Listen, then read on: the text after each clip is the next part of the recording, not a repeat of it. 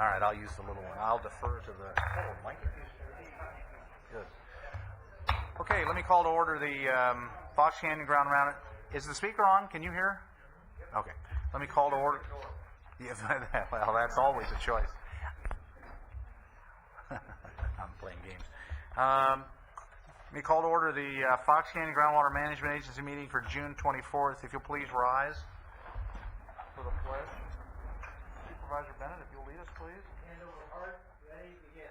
I pledge allegiance to the flag of the United States of America and to the republic for which it stands, one nation, under God, indivisible, with liberty and justice for all. All right. Okay. Roll call, please. Chair Mulhart. Here. Director Craven. Here. Director Bennett. Here. Director Kelly. Here. Director Borchard. Here. Okay. Dave Schwabauer, an alternate, is here. I don't see Sam, and I don't see Dan. I don't see Neil. All right. We've got you on the record for this one. We'll correct it here in a second. Agenda review. Anything? We do have a couple of changes and just some points of clarification. Item number 2 and item number 7 lack the executive officer's signature. They were signed. The problem is that when we send this stuff over to for publication or production, they get both a hard copy, which is signed, and an electronic copy. They chose to use the electronic copy in both of these cases because of the graphics. The graphics come out much better. Item number 6 on page 4, a couple of changes.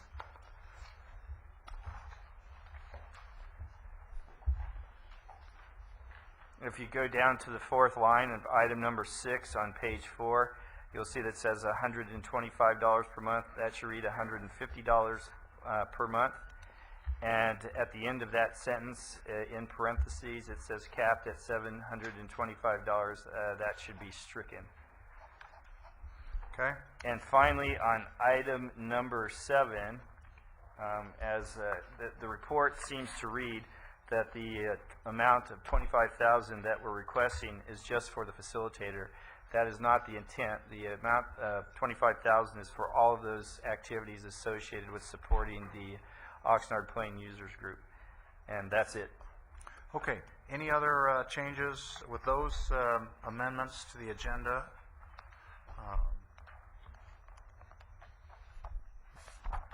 Anybody have any other changes to the agenda? Okay, those will be accepted.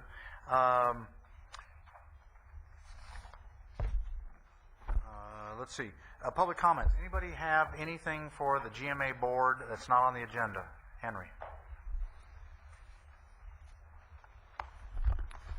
Chair Mulhart, members of the board, Henry Gromlich with Cayugas Municipal Water District.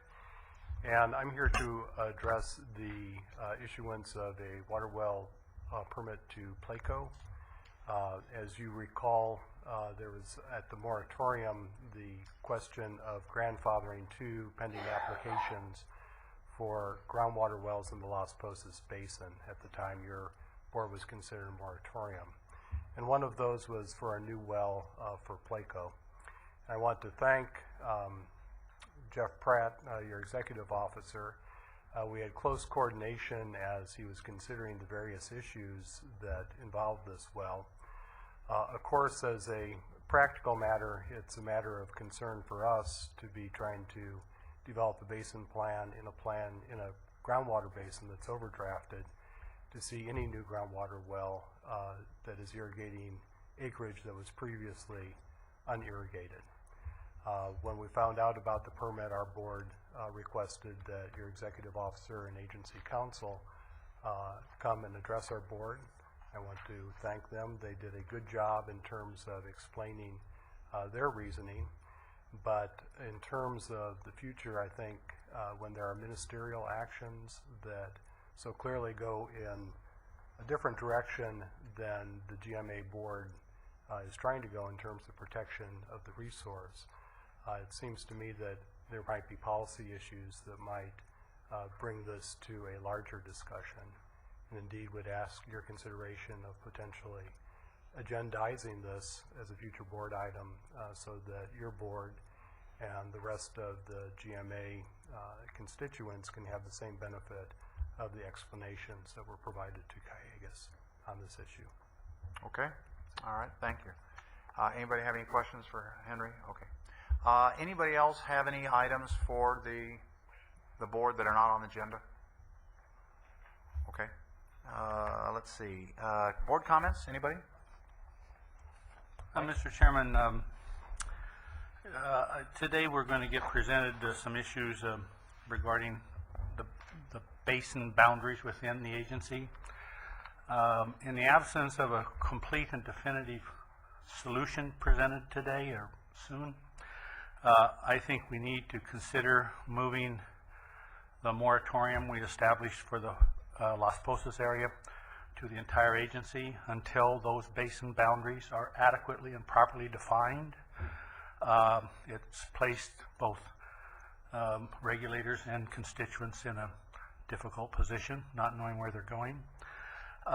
One of the suggestions which was brought to us this morning is that we need some way that Waterworks is required to notify this board of any new potential projects which involve new facilities, and that perhaps we need to see if this board is not part of the review process for any new users of water, both municipal and ag. That these new uses of water in this county are going to only exacerbate the lack of water that we already don't have.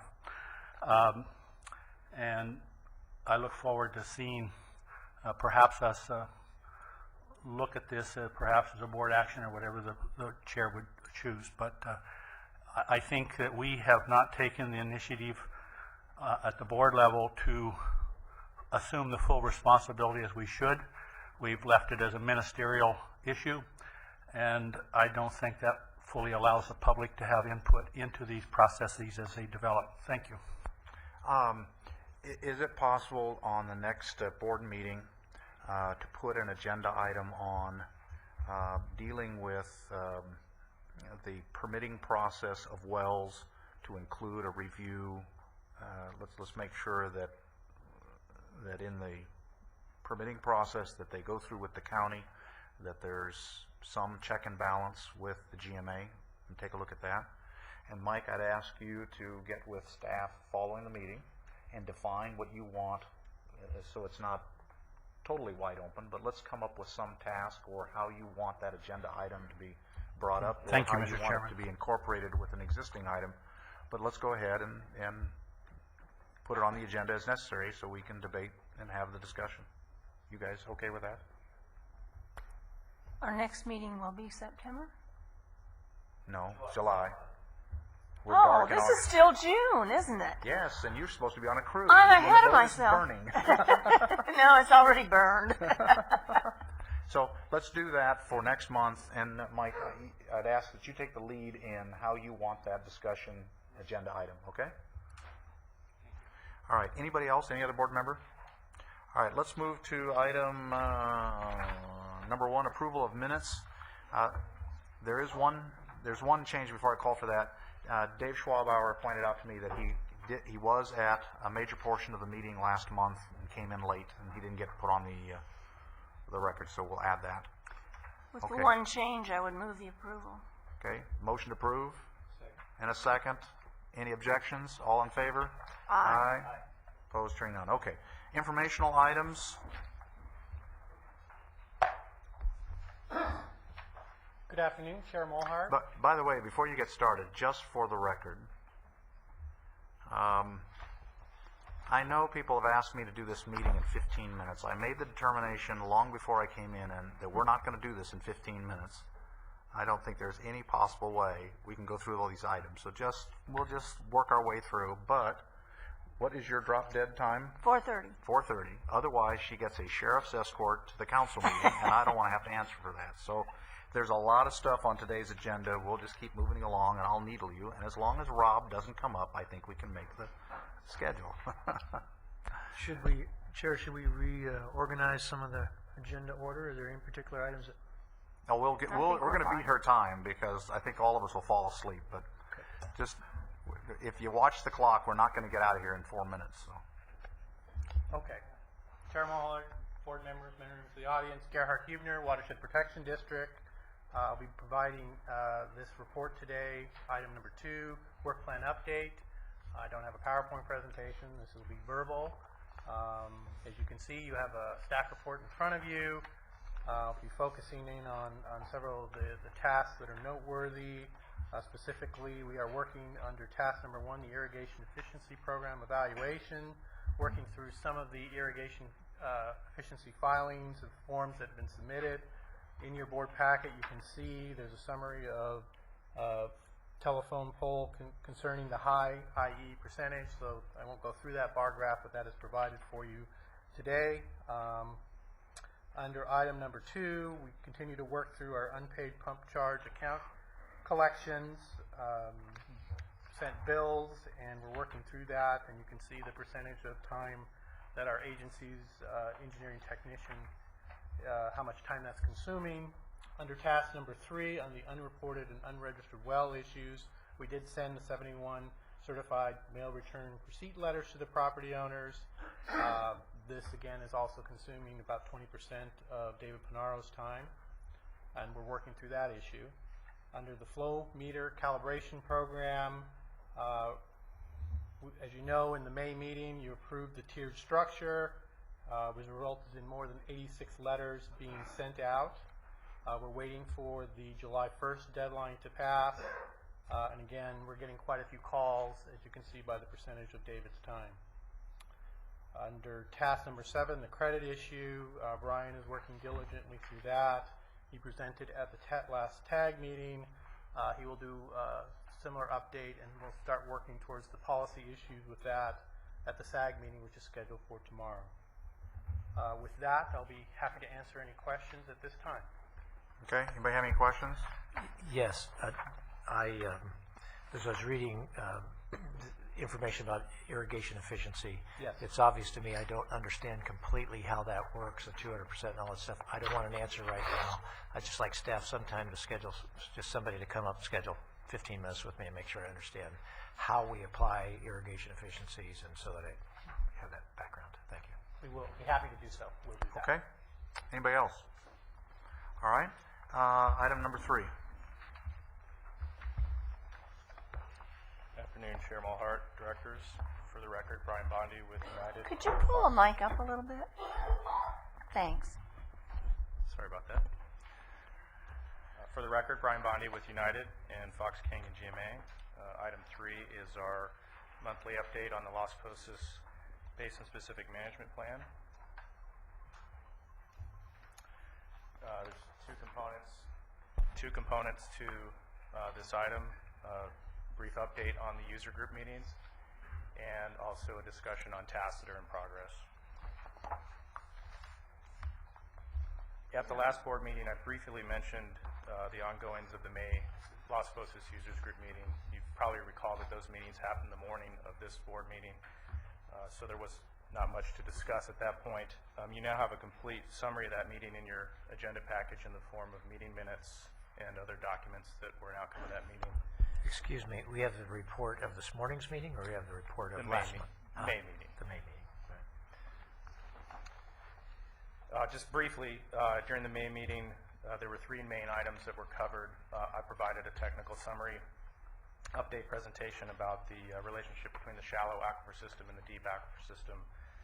Cayugas presented a draft table of contents for the basin-specific plan, and Cayugas and GMA staff also discussed some updates to the websites, both websites for both organizations that have been put together to increase our stakeholder outreach aspects of the group. The attendance statistics from the May meeting are on the slide. Basically, roughly 14% of the operators were represented at the meeting, and that relates to approximately 46% of the groundwater pumping in the basin. And you might recall prior meetings, the numbers were slightly higher, on the order of 14% for the operators and 51 or 52% for the pumping representation. And I'll just note that the slightly lower numbers from the May meeting, basically one person. We have a pretty regular group of about 20 to 24 people that show up. So, give or take one person each month, those numbers are going to probably end up bouncing around this range.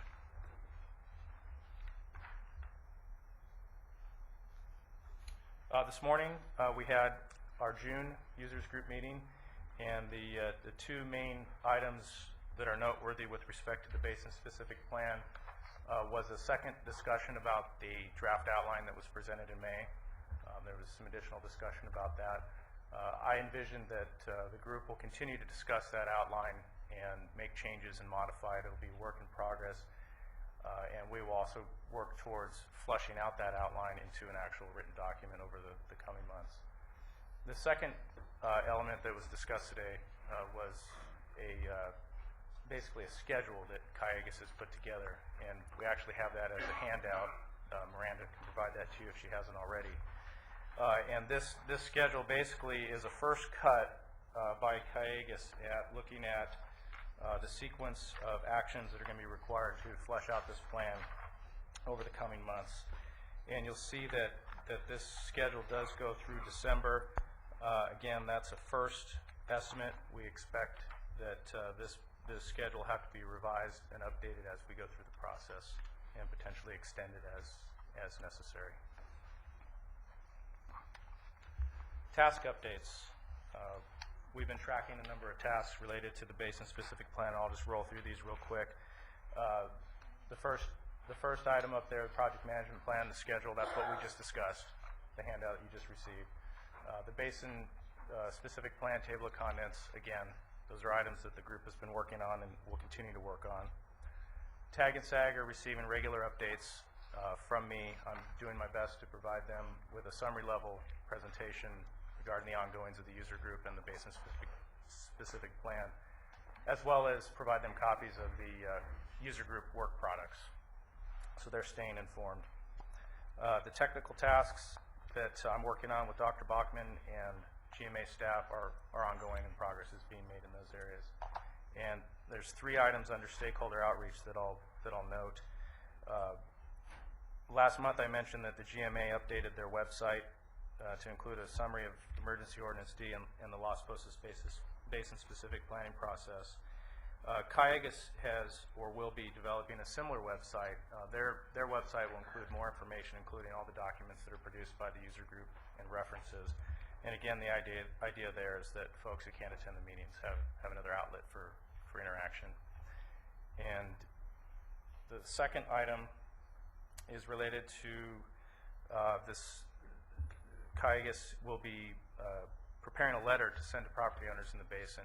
The idea there is to inform folks who aren't already involved in the users group about the basin-specific plan, and that's expected to happen anytime in the next week or two, to my understanding.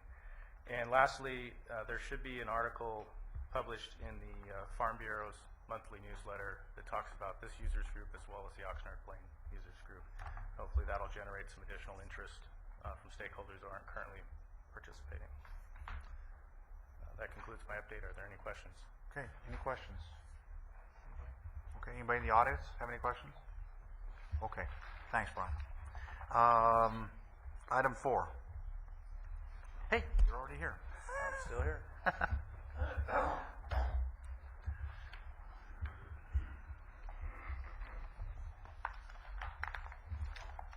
This is, well, for the record again, Brian Bondi with United and Fox King and GMA.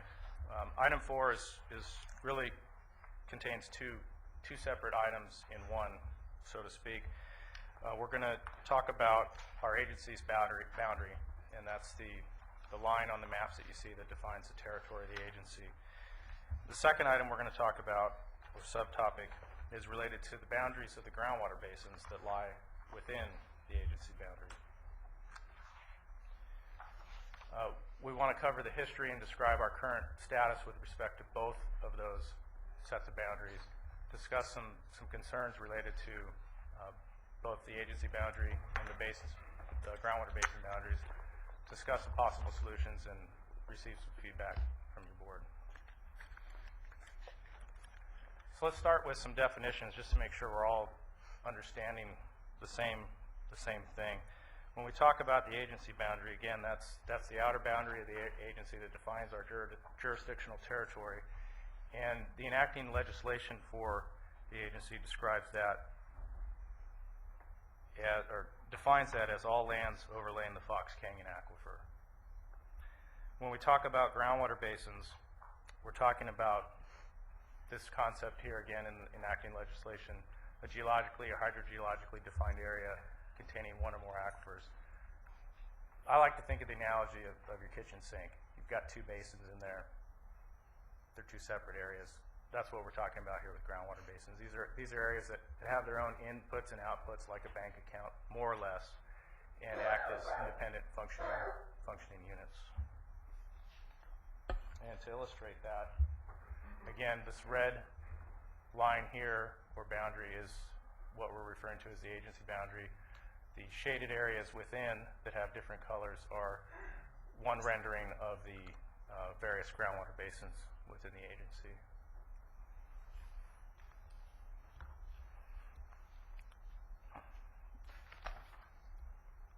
Are there any questions on this map before we move forward? Why is on the upper, on the far right-hand side, and even by the Santa Rosa Basin, why are there little wedges of the basin that are outside the boundaries of the GMA?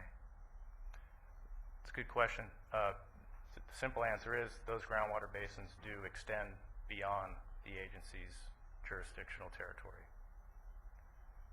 Because there are aquifers present in those areas that aren't necessarily the Fox Canyon.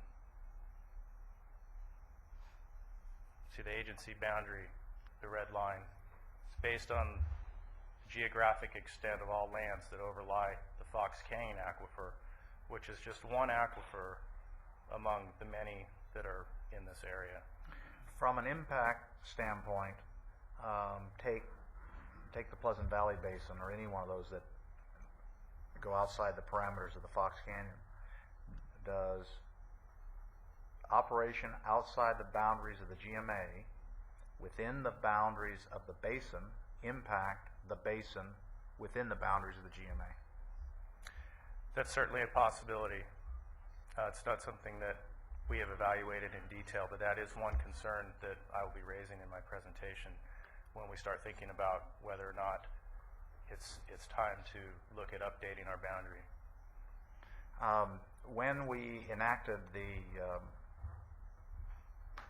legislation that created this agency, based on the best information we had at the time and a relatively simplistic way of giving some definition to it and some definition to the agency's name and pick an aquifer and off we go.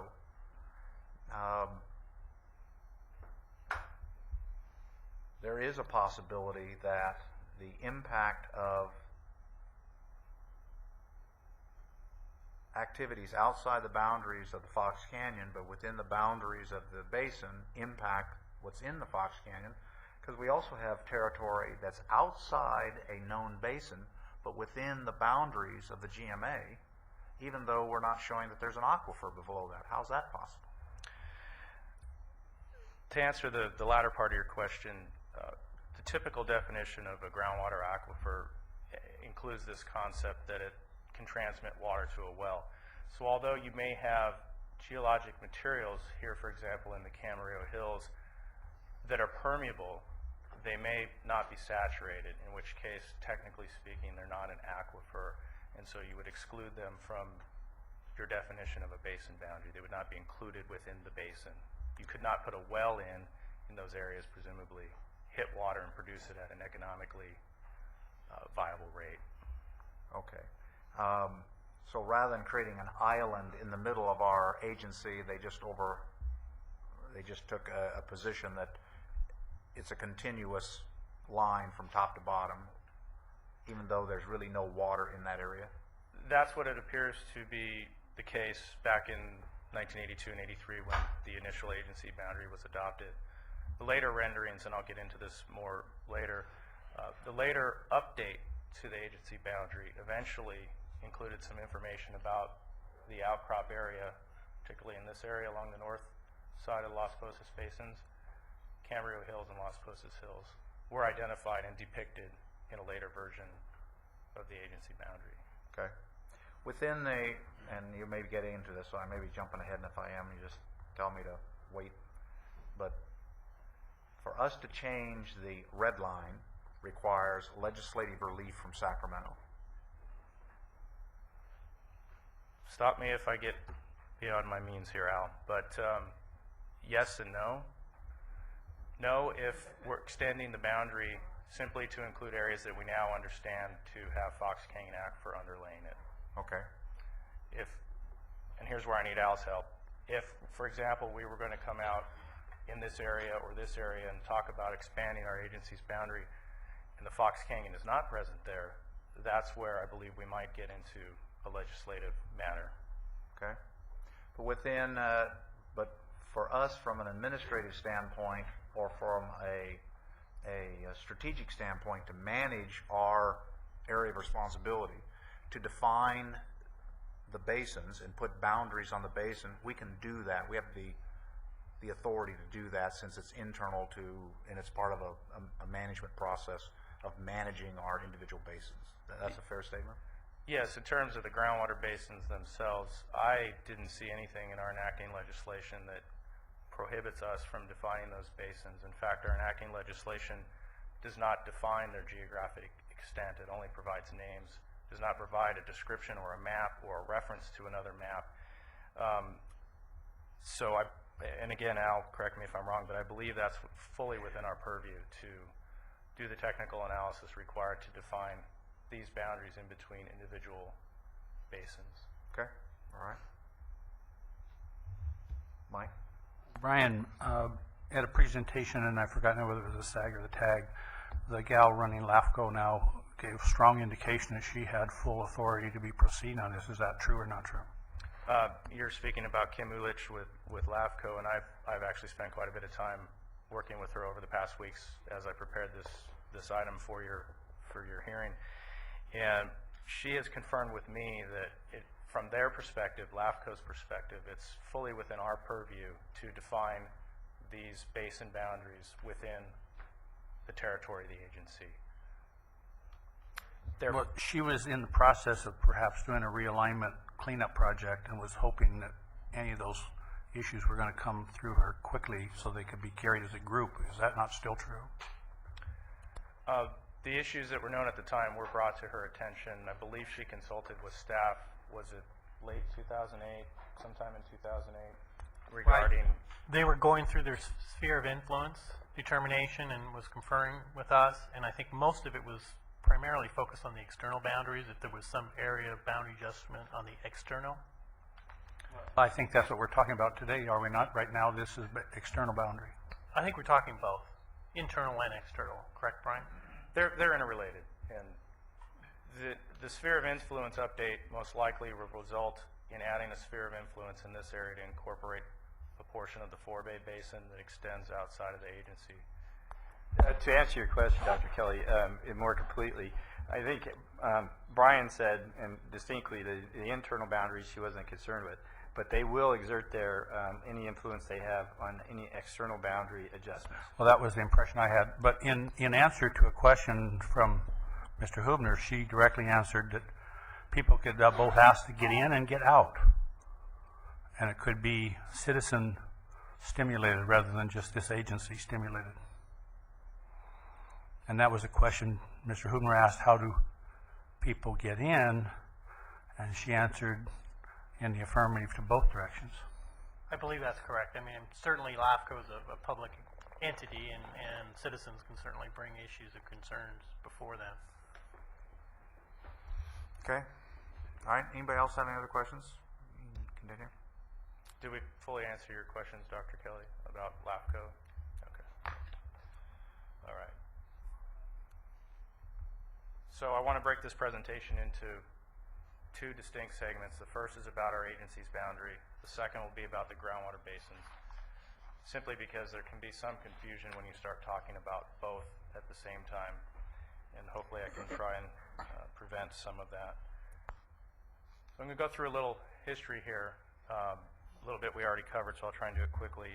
In the early 80s, when the agency was formed, we needed to establish a boundary for the agency. And AB 2995, our enacting legislation, set forth a three-step process for adopting our initial agency boundary. And basically, in a nutshell, a notice public hearing was required. The Board of Supervisors, County Board of Supervisors, then needed to adopt the map that depicted the agency's boundary, and then the last step after adoption was to have that map recorded at the county recorders across the hall. And that process was completed in 1983. And the result of that process was this version of our agency's boundary. And substantively, it's very similar to the prior version that you saw, which is the red one that you saw a moment ago is what we're currently using. This was what was adopted in 83. And you'll know that it's basically the same general area. It's a much smoother boundary. It was more generalized at that time. They didn't go through, apparently, a very detailed process of trying to pin it down exactly.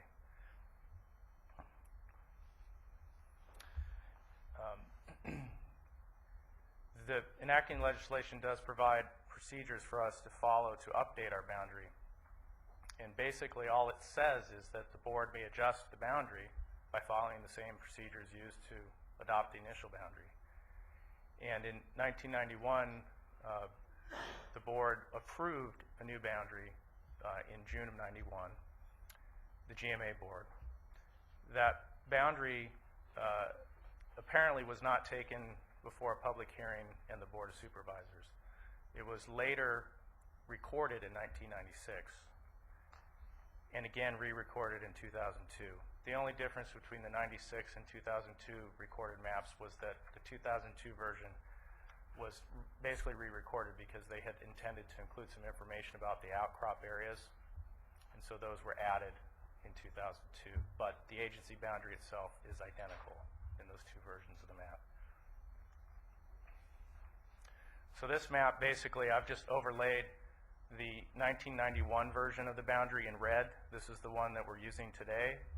I've overlain it over the yellow version that was adopted initially in 83. The idea is that the 91 boundary was to supersede the 83 boundary. And you can see, again, that they're essentially the same geographic area, the same 183 or so square miles of territory that we have. What you will note, though, is that the staff at the time conducted what seems to be a pretty comprehensive study to add additional detail along the boundary. And I think what was motivating at that time is this followed on the heels of Ordinance 4 and 5, where there were now requirements that affected pumpers, and they wanted to make sure that they knew who was in and out. And that was probably, or my understanding of what was motivating this at the time. So where does that leave us now? We've been using the 91 version of the boundary within the GMA, as far as I can tell, since somewhere around 91. Again, LAFCO, which we talked about briefly, they're recognizing the 91 version, although a little side note on that is their files are empty prior to 2001, so they don't really have any documentation on how they got from 83 version to 91 version. And so their hands are kind of up in the air. They're saying, first record in our file is your 91 version. That's what we're recognizing. We don't have any reason to challenge it at this point in time.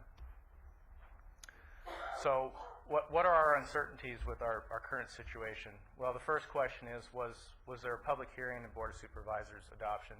Was that really required after the 91 update? And that's something that Al is going to be researching, and we hope to come back to you with an explanation on, or more information about. And the second question is, does LAFCO really have jurisdiction over any future updates of our boundary? And again, that's a legal issue that Al is going to be looking into. There's some questions about whether they really have jurisdiction or not. I don't know if Al wants to elaborate on that at this point. Didn't think so. So It was definitely a no, but it was not an aggressive no. I don't think that. it was, yeah. It was a benign no. So we have some recommendations. We have some questions we need to answer and some things we need to consider. We need to conduct a legal review on the two issues that I described on the previous slide. We should consider perhaps modifying Ordinance 8.1 so that it refers to a specific recorded map, because we have 3 maps recorded at the recorder's office. Yes, it's logical that the most recent one is the current official map, but it may behoove us just to put that in writing to erase any uncertainty. And the third item is that we may want to consider initiating some sort of update study to look at the 91 version of the boundary, see if it warrants an update. And there's 5 reasons why we might, or the board might want to consider doing that.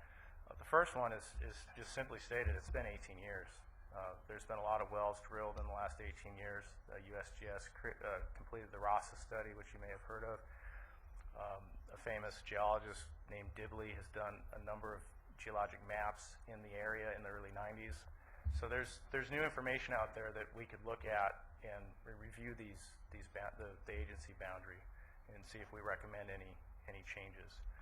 The second bullet gets to the item that Chair Mulhart, that you raised, and that is the basins that extend outside the boundary, the portions of the basins that extend outside the agency boundary, and whether or not we want to consider modifying the agency's territory to include some or all of those.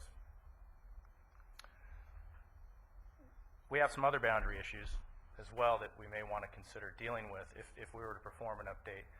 When you zoom in on our agency's boundary, you'll notice that it crosses parcel lines, it crosses mutual water company service areas and other district boundaries. And it would make sense, I think, to try and create our boundary such that it follows along those lines. So there's a clear definition of who's in, who's out. This is also something that LAFCO is fairly strongly recommending that we consider doing if we do a boundary update. The last 2 items are basically, we have our groundwater management plan, we have our current ordinance 8.1. Both have a 5-year update element to them, with the GMA management plan being due in 2012 and the ordinance 5-year review being due next year. And although those documents don't really say anything about what the boundary should be, the boundary is, of course, fundamental to those documents. We have to define the area that those documents are speaking about. So it makes sense to do this update in conjunction with those reviews and updates as well. So I'll stop here at this point before we move on to the groundwater basins if there's any more discussion on the agency boundary. Members have any other questions? Steve? Hold on a second. Dave, do you have a question? I'm still fuzzy on, if you could go back to that map with the subbasins on it. Here's one. And the GMA boundary, say in the northern part, where subbasins are significantly inside the GMA boundary. Just say, for example, you wanted to push that boundary down. And then you also wanted to extend in the south.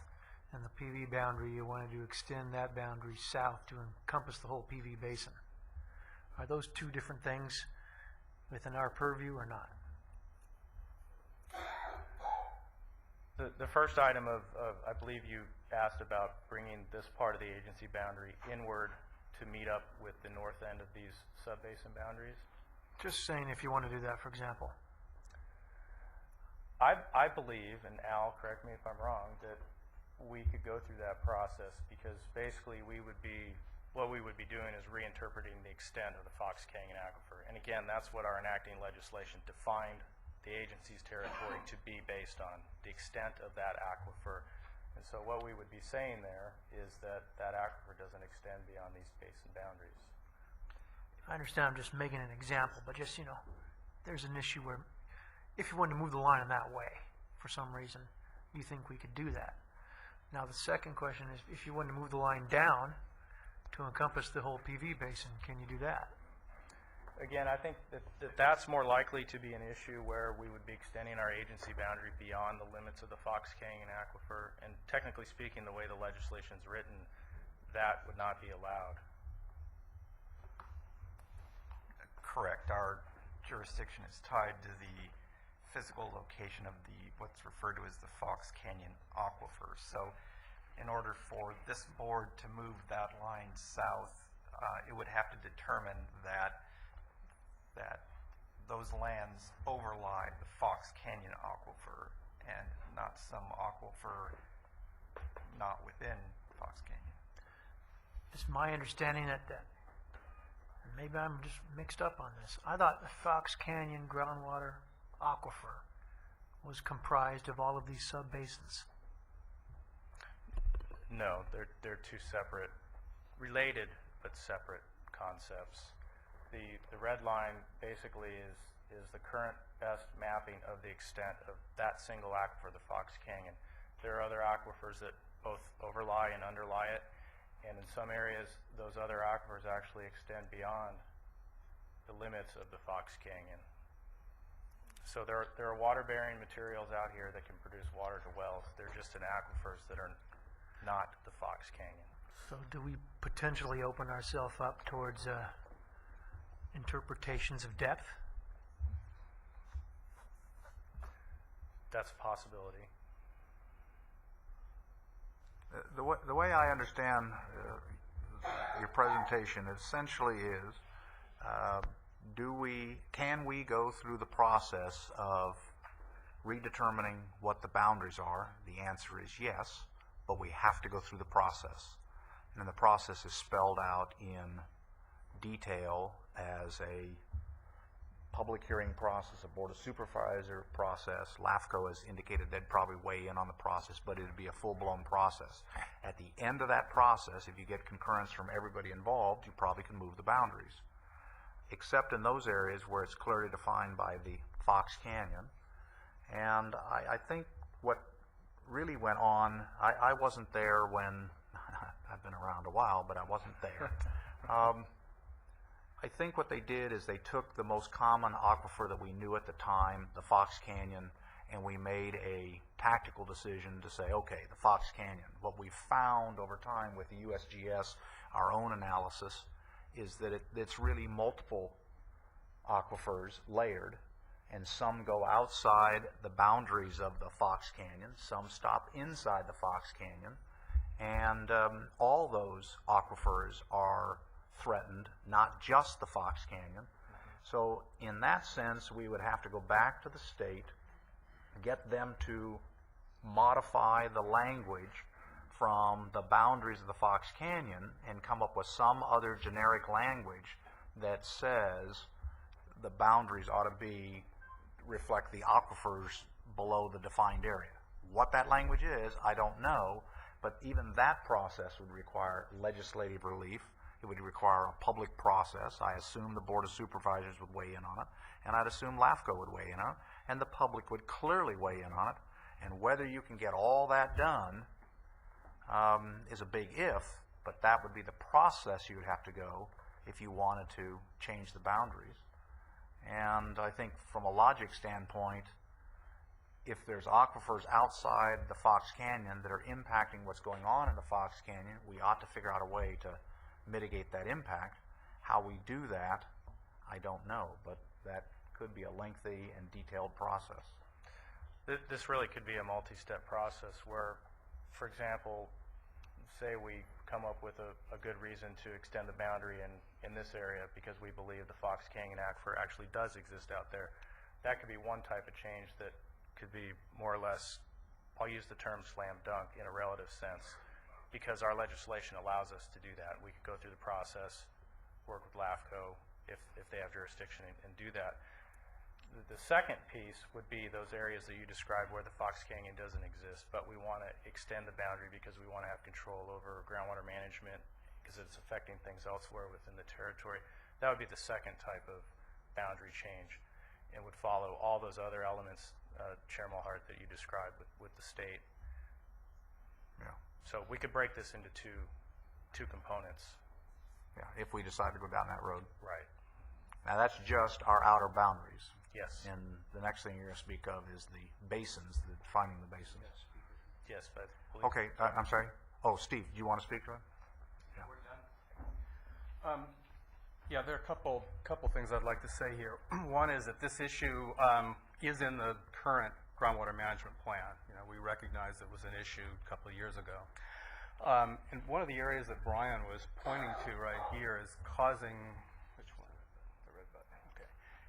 That area right there that you just referred to actually is kind of hot on our mind right now because that boundary there was drawn between what at the time the GMA was put together was the Santa Paula Basin up against the forebay.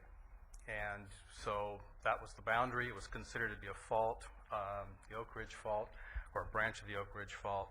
And because of the Santa Paula Basin adjudication, we took a really careful look at that and moved that boundary slightly to the north in there. So now it left a no man's land in between that wasn't in the GMA and wasn't part of the adjudication for the Santa Paula Basin. And United's done significant technical work in that area, and it's clearly that area is part of the forebay. That's okay, except right now there's an EIR on the street that it talks about significantly increased pumping from that no man's land. And United's left in the unenviable position of having to really bring this out strongly in the comments on the EIR that this shouldn't be an area that has increased pumping. So we need to kind of fill some of those. So there's clear actual problems that are being developed because the way the boundary was defined in simplistic terms doesn't reflect the real technical nature of what we now know is going under the aquifer. That area had to be either in the forebay or in the Santa Paula Basin. Right now, it's in neither. It's, probably both things should have been corrected at the same DMZ. time. Yeah, that's basically what it is. The other issue, because I saw some puzzled looks, this boundary down here, we obviously ran into when we were doing all the potential litigation in there. And the reason it's interesting because Pleasant Valley County Water District and United's boundaries are not the same as the GMA boundaries in there. They include the rest of the basin. And the reason for that is the Fox Canyon, the rocks that are the older rocks that are in this part of the area are dipping down like this. And so what's happened is the aquifers are lapped up onto it like this. And so the top of the Fox Canyon is here, but there's upper aquifer that extends farther out. So that's why we end up with that no man's land. And that upper aquifer can definitely affect what's going on in the main part of the basin. So it's been kind of one of those things that's been a curiosity, but it may be difficult to solve, so for that reason. I also think when you talked about why the Fox Canyon was used in the first place, it was really ironic because the state was going to adjudicate or go through a process of adjudication because there was a problem in the upper aquifer. That's where the pumping trough was, and the Fox Canyon is in the lower aquifer, so I don't know. The Fox Canyon Groundwater Management Agency sounds more impressive than the upper groundwater management agency. I don't know. All right. Henry, do you want to speak on this? Just to add a little bit of geological information. Henry, hold on 1 second. Okay. Go ahead. Okay. I'm sorry. Henry Gromlek, Cayugas Municipal Water District. I can make available to the GMA staff a number of geological studies that address this area of the Santa Rosa Basin and also this area of the easternmost Pleasant Valley Basin. Both of these areas were investigated, and in this particular area, there's a marked difference in groundwater elevations across that expression of the Bailey Fault, about 150 feet. And whereas this part of the basin seems to get continual recharge from outflows from Hill Canyon, the area on the other side of the Bailey Fault does not seem to benefit from those same flows. So that may have been the reason why that particular boundary was placed at that location. And then similarly, as Dr. Bachman pointed out, there's some lower aquifer layers that are missing in this area, the mountain face. Undoubtedly, as this mountain face kind of plunges into the aquifer system, it's probably more complicated than the straight line depicted on the agency boundary. But there is evidence that the areas in this area tend to have very high groundwater that we don't see doing anything to help the groundwater depressions in the lower aquifer system on the other side. And so we can make those studies available to GMA staff. Okay. I think what your comment, first of all, I thank you for having those available to us, but it also speaks to the fact that if we go down this road, this is not going to be an easy process.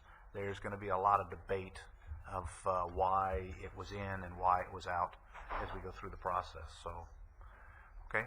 All right, anybody else on this item? Let's go to the second phase where you talk about groundwater basin. To shift gears here. Now we're talking about the individual basins themselves.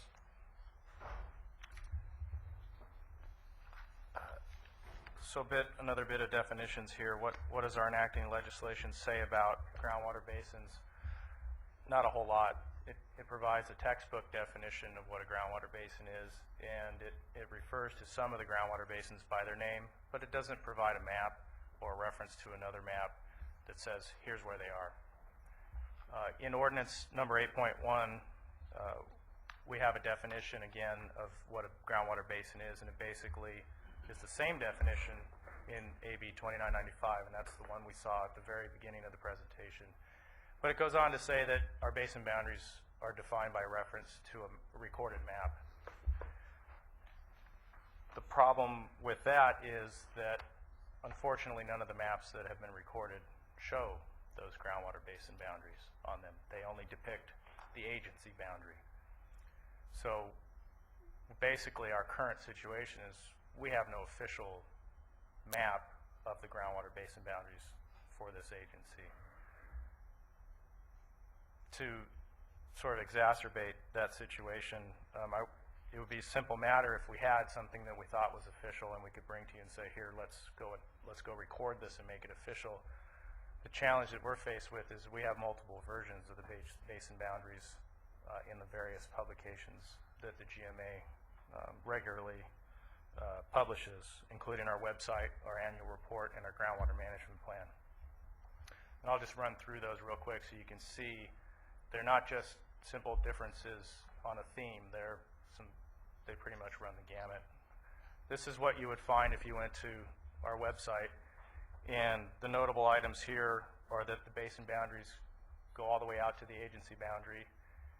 This particular map is inconsistent in its depiction of the basin boundaries where they lie outside of the agency boundary. Here, the PV portion isn't really shown, and some of the Las Posas area that exists outside of the agency isn't shown.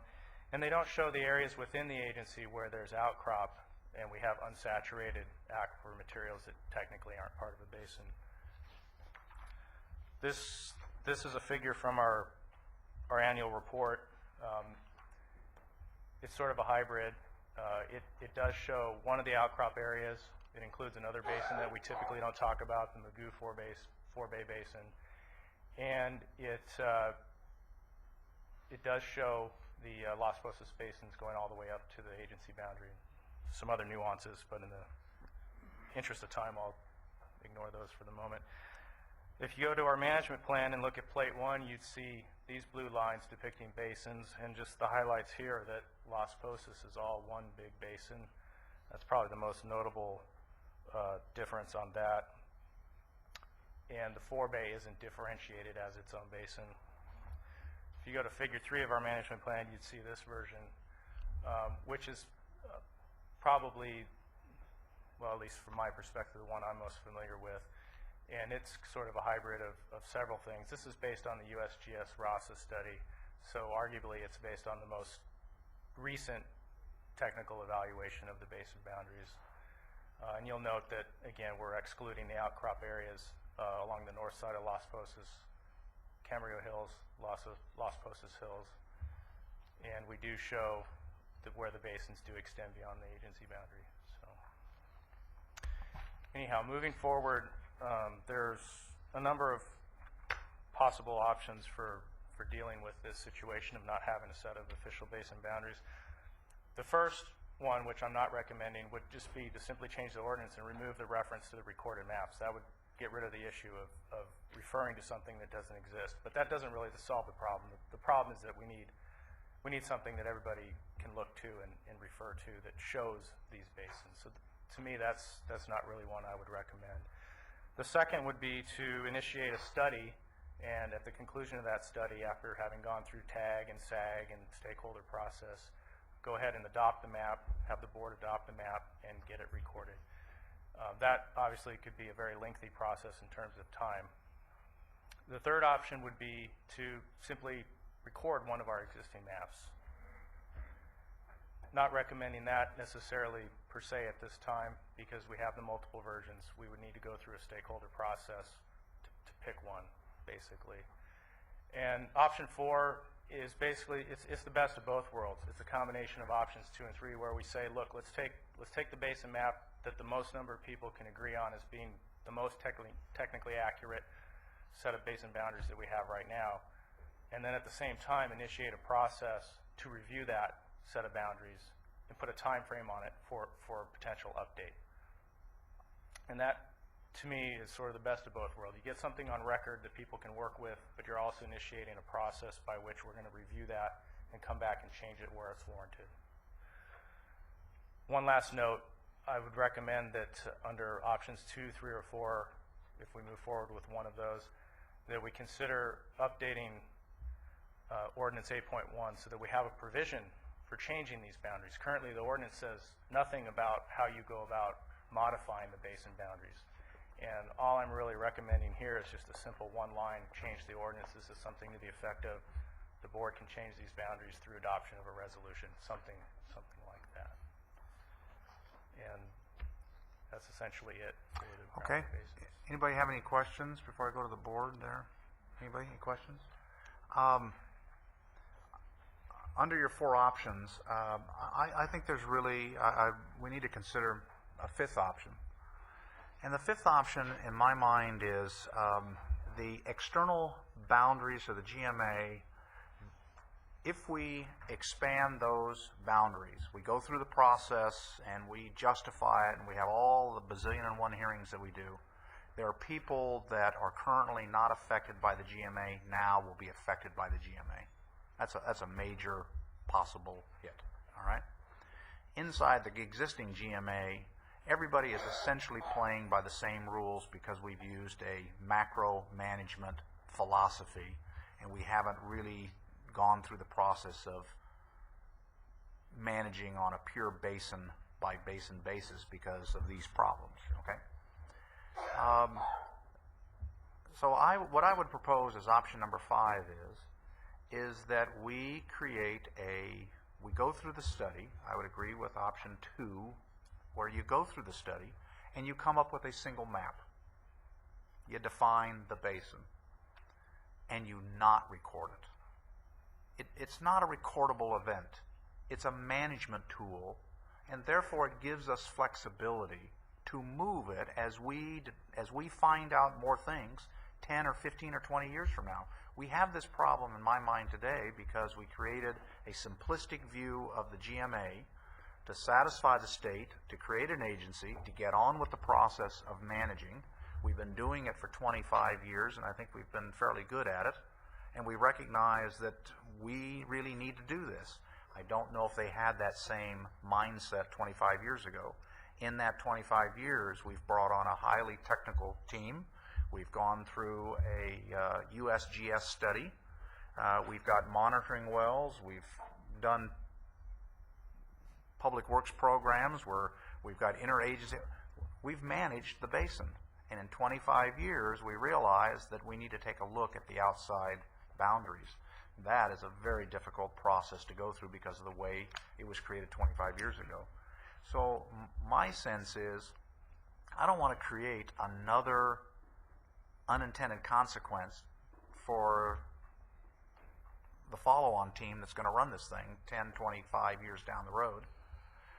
And maybe what we really need to do is we need to have basins, but it's a managerial process. And it gives us flexibility to move them that's fair and reasonable, but not have to go through the huge, lengthy process. Yet people can know they're in this side as compared to that side, and under this next year's set of rules, you're going to have to operate, your pump charges will be this, and your cutback will be this. 25 years from now, when we find out more information, if that in fact happens, we're more flexible to change the rules. And that's my fear of a recorded map. I'm not convinced that we need a recorded map on purely an internal management function. And I would ask that when you think about this, think about it in those terms. Now, if you run it up and down the flagpole and everybody says, no, that won't work, then I accept that. But I would challenge us not to create such a structure that is not flexible internal to the boundaries of the GMA. The external boundaries, that's going to be a nightmare to have to deal with, and we may have to deal with it, but it's going to be a nightmare.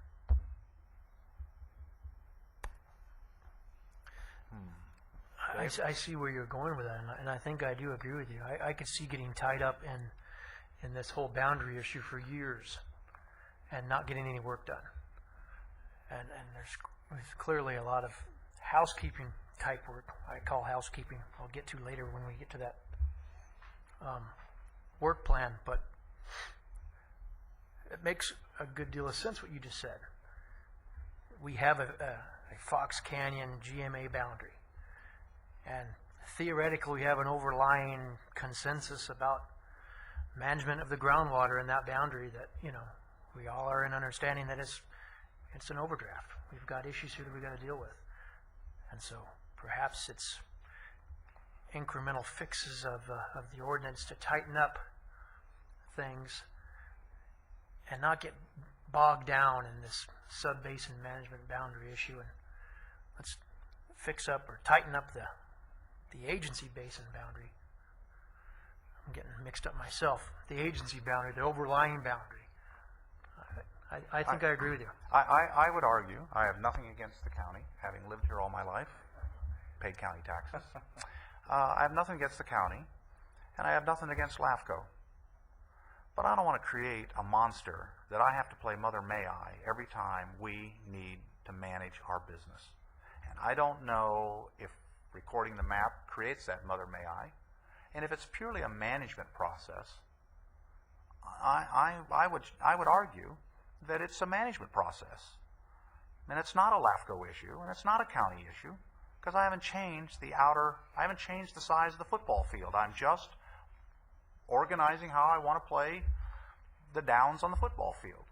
And that's our business. And we are a state agency. I'm not a county agency, not a city agency. We're a state agency. We have a job to do. Let's do the job. Let's not create in this review of basin management something that has unintended consequences. And so but I do think we have to have one map. And right now, the map that we come up with doesn't change the rules on how we apply the rules across the board. It will change because the Los Pozos Basin is going through that review. The PV is going through that review. I want to have maximum flexibility for the Los Pozos Basin and the PV Basin if 5, 10, 15 years down the road, or the 5 years that you recommend that we take a review of it, we need to tweak it and move it and not have to play months and months of Mother May I, because this is our business and not their business. Whether we can do that or not, I don't know, but I would encourage us not to create a monster that we lose control of. Just to clarify one point, it's my understanding that LAFCO has no jurisdiction over what we do as an agency with the groundwater basin boundaries. I would submit to you, that's nifty. I would submit to you, given the bureaucracy of this country, from one end to the other, as Gerard pointed out, our agency is better financially than the federal, state government. We're all going to Sacramento to tell them how to clean up this business. No, we're not. But when you record a map with defined boundaries and the like, people assume ownership of it. That's mine. I have a recorded map that says so. I'm not sure I want to do that. And it may be that we have to do it. I don't know. I'm just throwing it out. I think it's within the board's purview to change the ordinance, if I'm not mistaken, and that part of the ordinance that says there's a recorded map that shows the basin, groundwater basin boundaries, that could be modified, I believe. Yeah. So. Steve, did you want to say something? Charlotte, did you want to say something? I was just going to say I agree with you. Okay. And just because the current LAFCO director says, oh, that isn't our purview, that doesn't mean that the next one might not grab onto something and say, that person was wrong. Yes, we do have control of that. So, Steve. I think this is a wonderful idea. I think it's such a good idea. We should permanently appoint you for a lifetime no, we're not appointment. going to do that. You know, in the Santa Maria adjudication, which was finished 3 or 4 years ago, there were 3 management areas that were broken out. they're not geologic boundaries. They're really boundaries that have to do with kind of who's in it and who's out as far as infrastructure, where water can be supplied. From the groundwater standpoint, it's kind of from where the recharge went. So you have a lot of flexibility of drawing that boundary so that you make sure that people have like interests or in the same management area. And it's worked out really well. We just finished our first annual report, and all three areas seem to be working well together.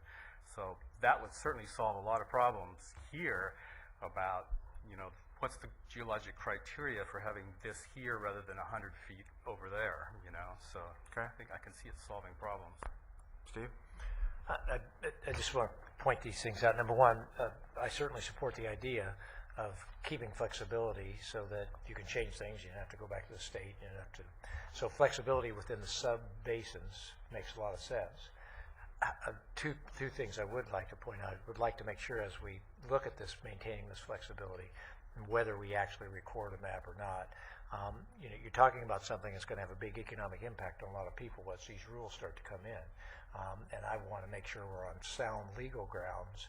If we are not properly noticing people, or what do we have to do from a legal standpoint? So I just want to make sure we get that checked out carefully. Do we have to have a recorded map because, or are we supposed to have a recorded map because people need that to be able to do their title searches or whatever? One.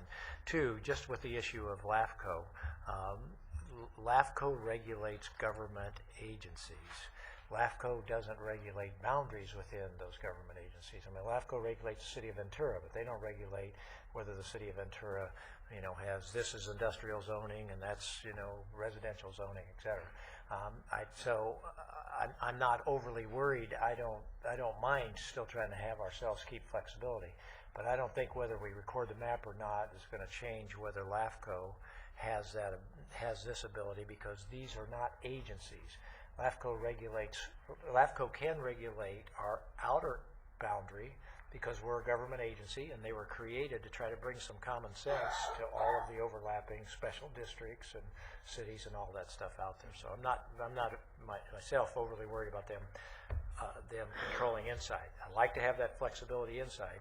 I do want to remind everybody, when the rules start to come, and you can pump more here and pump less here, you're going to find a lot of pressure being put on to, we all want to be in wherever's best for us, and if we're not real clear about those boundaries, or we create so much flexibility that people feel like it's being gamed, we have a problem. So I think the most important thing is to get this basin under control from an overdraft standpoint, so in the long run it's an asset that we pass down to generation after generation after generation. I just want to, have the flexibility to do that, and I don't want it to be so flexible that we end up blowing that as we go forward. Yeah, good. Very good. Anybody else? Mike? Mr. Chairman, I appreciate greatly your comments. I think that your entire discussion only validated my statements made in opening remarks. So I look forward to working with the exec officer to cause us to get a district agency-wide.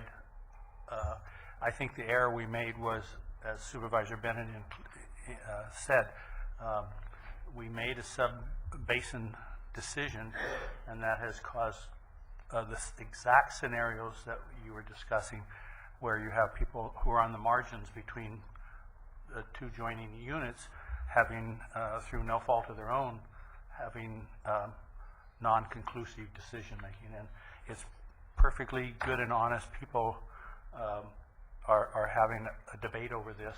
Unfortunately, they're constituents of mine and constituents of Mr. Borchard, all here, discussing it. And it would have been nice if the whole thing had been definitive, and it would have been very definitive had our decision been agency-wide, not Las Posas specific. Okay. This is an informational item. You've heard some discussion at the board level, and some input from the public. Do you have enough guidance to move forward in the process, or do you need? Okay. So what we'll do is we'll put it back on the agenda. It may be a separate item from the one that Mike raised, or you may combine them. However you want to develop it is fine with me. I see it as all one item. I mean, okay. We're all saying the same thing, I think. Okay. However you guys. Sure, yeah. The timing may make it too. In that the recommendations on basin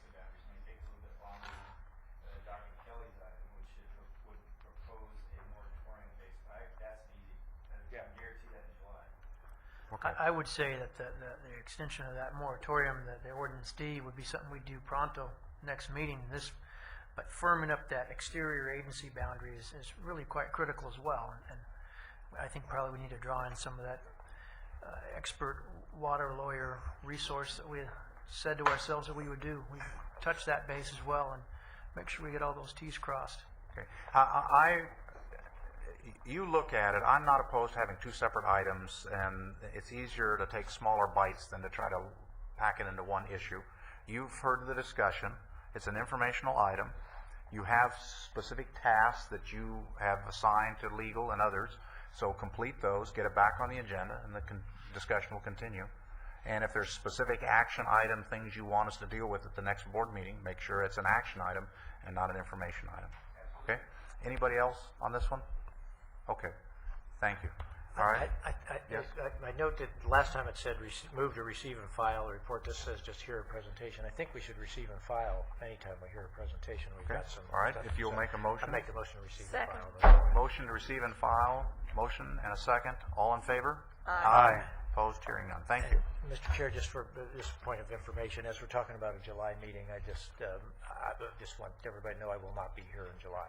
I'm fine with you going forward and doing whatever you want to do, but I will. Yeah, my schedule shows right now that I will not be here either, so that may be, I'll be here. You've got alternates, as long as you have alternates and people are brief. And by the way, for the record, Dan Nauman came in to the meeting. Make sure that shows. So, Vice Chairman Craven runs a really smooth meeting, and I look forward to it. thank you very much. 15 minutes, no problem on these items. Yeah. Anyway, all right, let's go to item 5. Gerard. Good afternoon, excuse me, Mr. Chair and members of the board. For the record, Gerard Kapusik, Watershed Protection District staff, and your agency staff. My task today is to run through, cognizant of the time, but also balance to the importance of the issues that I'm sure in questions you'll be posing, a draft of our annual work plan and the preliminary requested budget that flows from that annual work plan from the standpoint of staff's initial starting point. And before, let's see,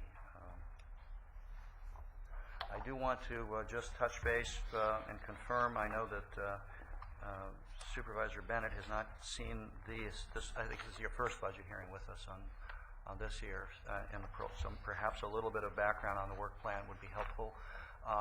Essentially, we've got a number of slides. The slides that are highlighted in the bold are the ones that, from staff's perspective, either have embedded policy issues or will require policy confirmation. So it would be my intent to spend a little bit of more time on those, but less time on the others. Does that sound about right in terms of running through? Okay.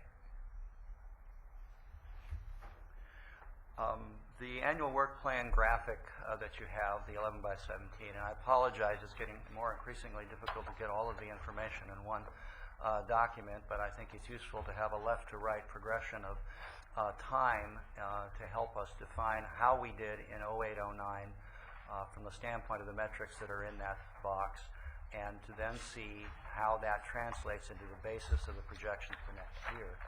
So in effect, the annual work plan, which is the second of our 2-year process, or actually the second year of an annual process that we began last year, builds on the model that was created last year. And your board asked us to identify core level tasks that are essentially, from staff's perspective in the initial go-round, required to operate the agency as baseline conditions under the statutes, requirements, and under the board mandates, policies, ordinances, and agreements that you enact that provide us direction.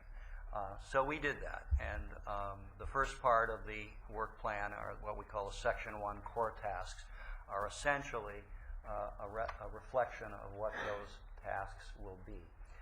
Also, because of the complexity and variety of groundwater management issues that your board tackled last year and that span multiple years, you asked us to identify a level of additional work tasks and rank them in priority order. And that is what we call our Section 2 additional work tasks. This year we have one additional work task to the 10 that were on the list of last year, and we repeated most of the 10, giving you updates of how well or what we did during 08-09 as a basis of what we're proposing for your consideration in 09-10. But in essence, what we're looking at, and we'll get into this in detail in a section, is approximately $452,000 of labor effort in the core tasks and approximately $222,400 in the additional tasks for the next year. Just to very briefly to reconfirm the assumptions, we're giving you our best professional estimates of the work task level of effort as expressed in labor hours. We've put together on the very right-hand side of the graphic the staff teams that will essentially be working, and as your board essentially knows, we draw from 7 to 8 different technical disciplines and talents among the WPD staff to put together the work support.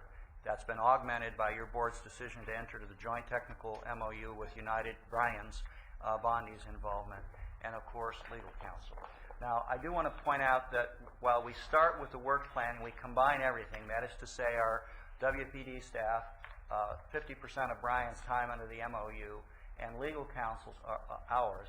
There are some variations which are important. We've created this blended cost concept because while we have 7 different people, they have different hourly rates, and the precise level of that effort depends on the team and how much work any individual in combination does. There are some exceptions. Legal counsel rate is considerably over that, and there is a CSD, fiscal services fixed cost of $31,000.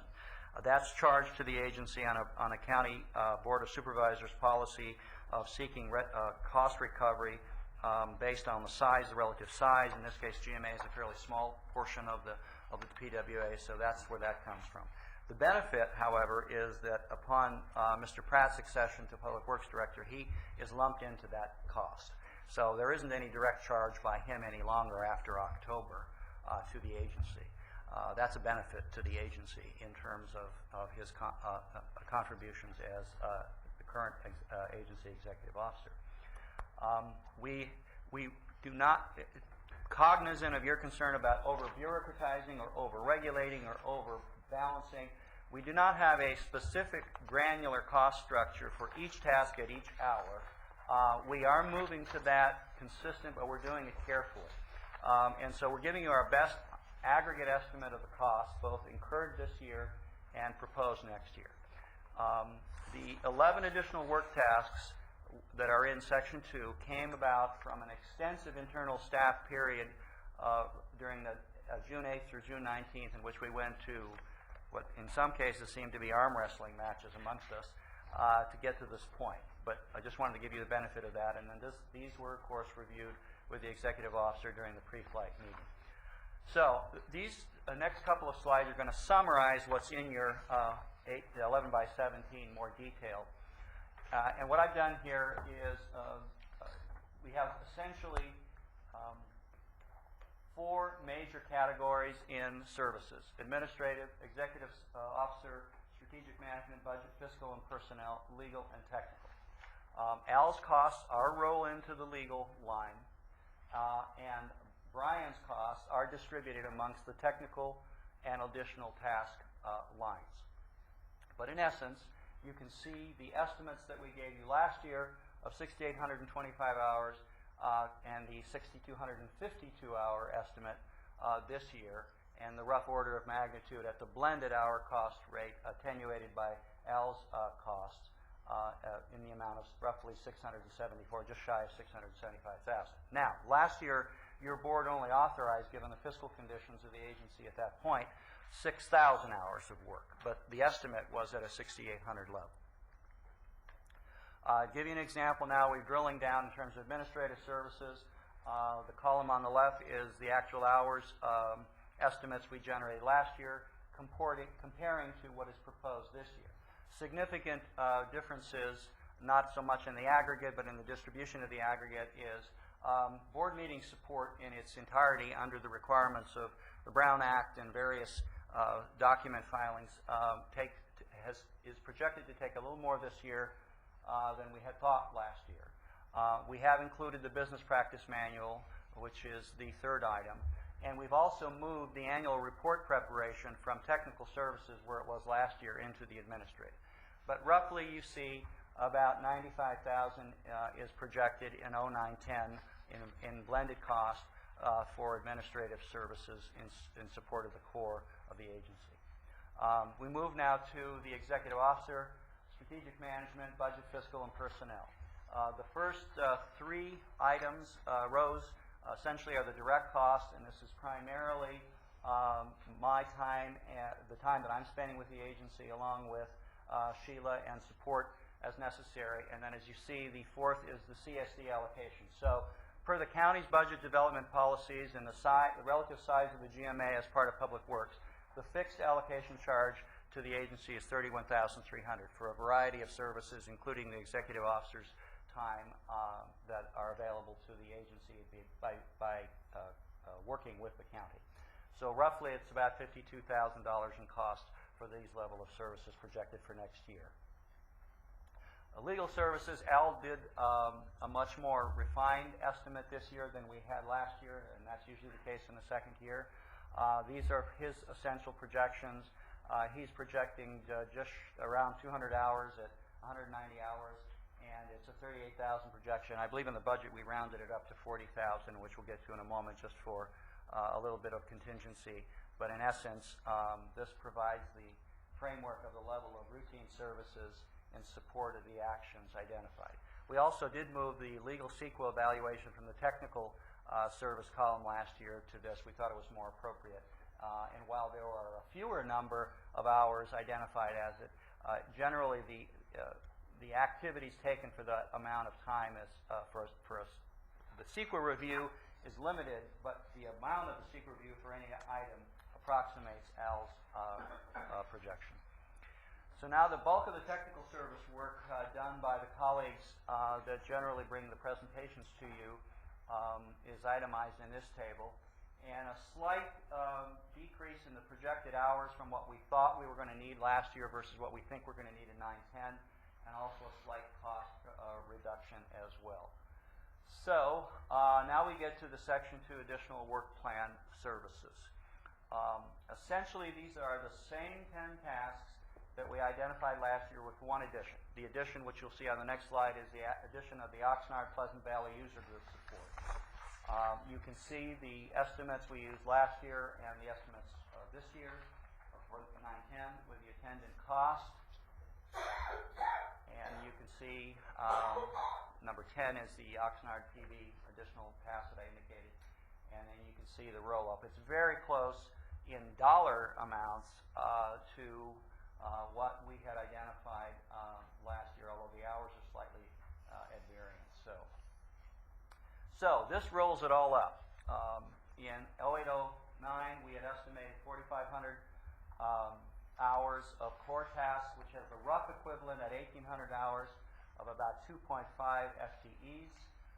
We actually spent, or I should say we are recommending for 9-10 a slight reduction in the hours, but again, because of the blended cost and Al's cost in that, it's a little bit more than $100 an hour when you do the math. It's at the $452,000, but that compares very closely to the $450 we had last year. Similarly, with the additional services, 2,325 hours, that is at all the blended cost rate of 100. It's roughly equivalent to 1.3 FTEs and last year, and then for this year, we're roughly just a little bit less in hours, just a little bit less in cost, roughly about 1.2 FTEs. So last year we had identified about 3.8 FTEs. This year we're identifying 3.47 FTEs. A couple of comments here. While we've identified 6,252 hours in 9-10, that is equivalent to 3.47 FTEs, about 1 FTE of that is associated with Al's time and Brian's time. This year, we did not quite reach the target of hours, FTE hours, for a number of reasons. We had anticipated the joint technical position, Brian coming on board in September, October. He didn't actually come on board for a variety of reasons, recruitment and discussions, until I think February, roughly. Is that right? So that was a considerable, we estimate about 800-900 of his hours there. The EO, of course, when he moved over to PWA director, moved into to the charge, so he was not charging direct hours. And I did not spend as much time as we originally identified because the EO, in his capacity as Public Works Agency Director, tasked me for levy cert work. So I wanted to give you just a sense of the variance. So now how does this all work in terms of the budget? So if we take in 910 the Section 1 core tasks and the additional tasks, we add the non-labor cost estimates at $220,000. We set aside the designation for operating contingencies that your board per policy has authorized and continue to consider for authorization.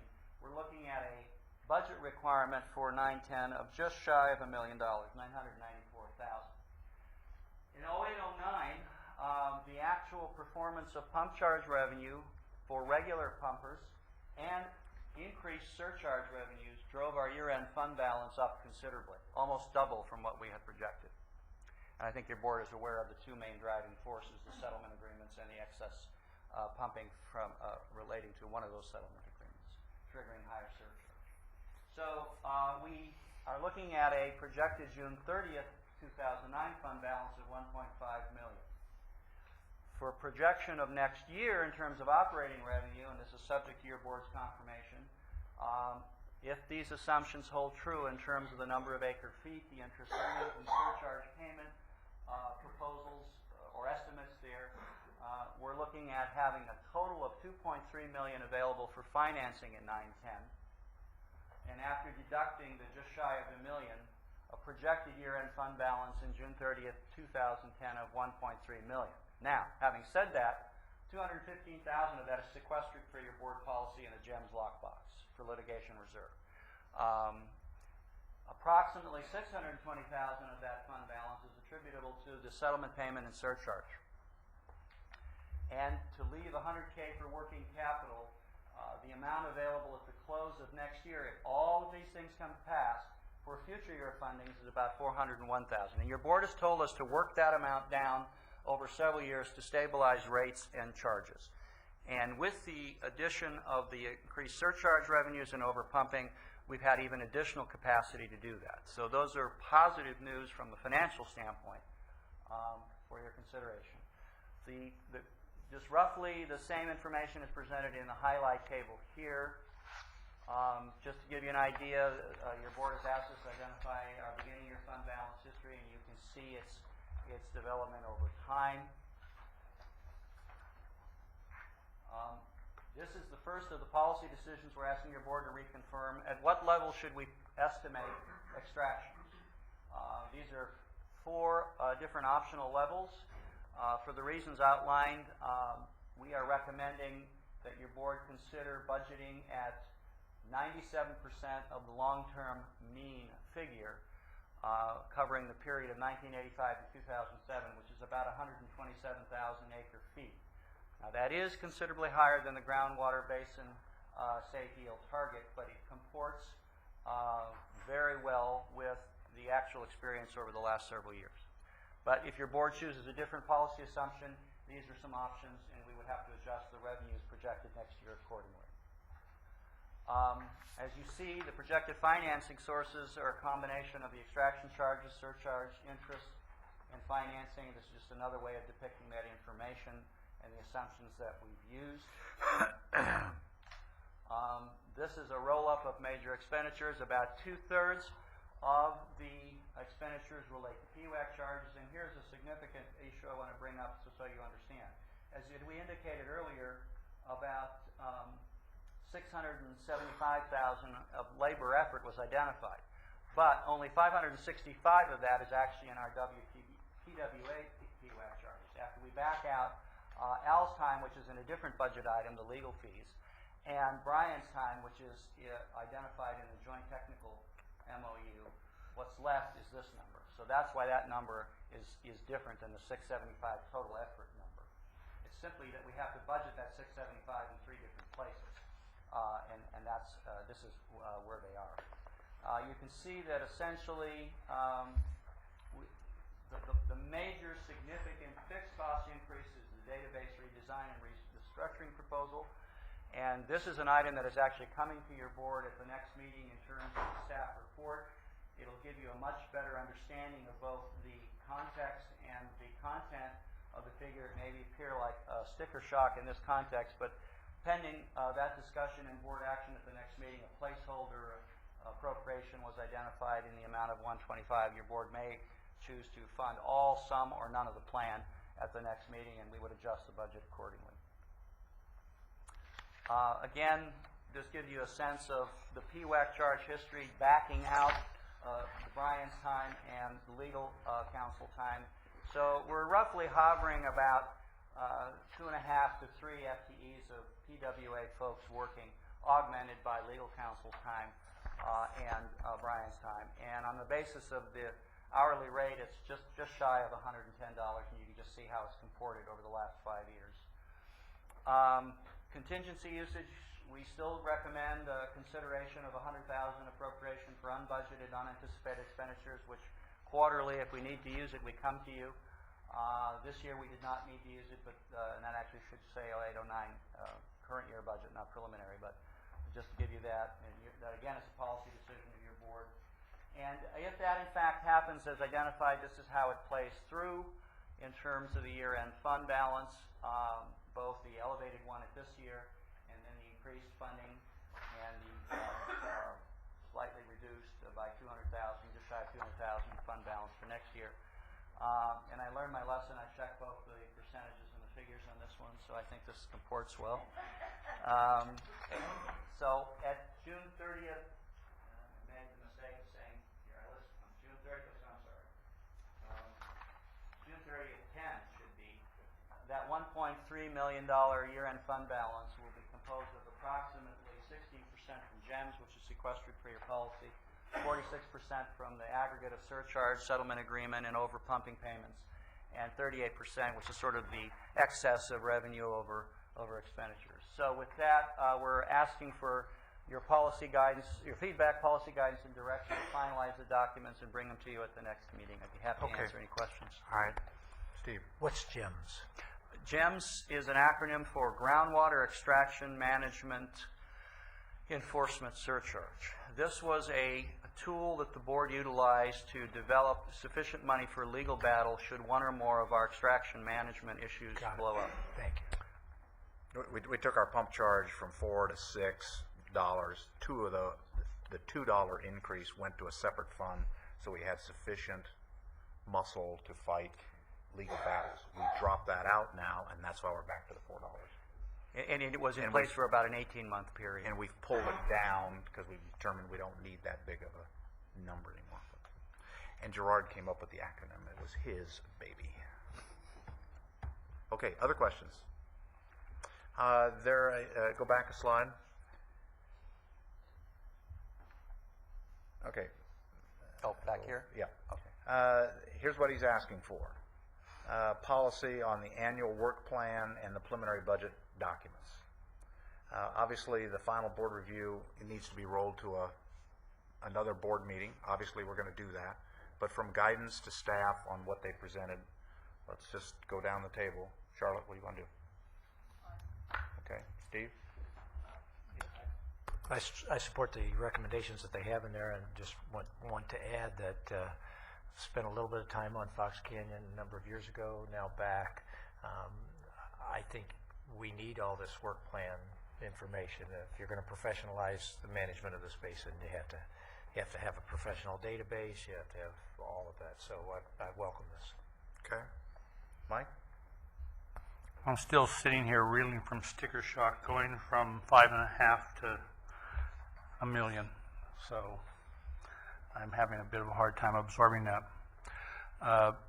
The rationalization of this funding appears to be that we have increasing bank account numbers, and I had grown to have the assumption that penalty monies were to be put to beneficial use, and I see that that's not part of this.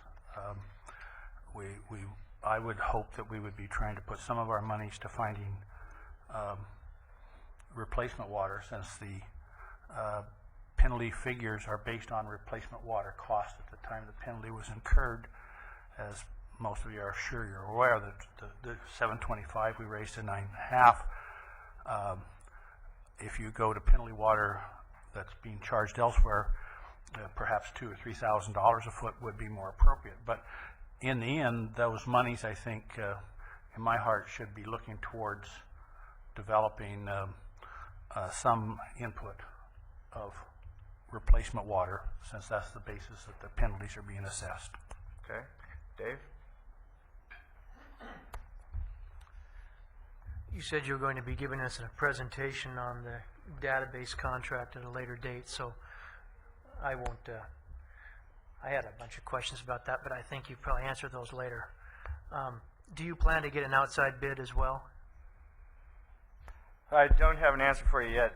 We've looked outside, can't find anybody. We've started looking at developing it inside, but if we can find somebody outside who's capable, I'm sure we would consider that. And just at looking at the spreadsheet here, it looks like going forward there's $12,000, $13,000 in continued, what is that, management or update or of the database itself? That's correct. In the current proposal, that's what's there, and so we're duty bound to include it until you make your decision. Well, I'll wait for your comments, but $125,000 seems like a pretty hefty cost. I could see it if maybe that rolled in with the update and the technical support, kind of bound up in that price, but it looks like it's not.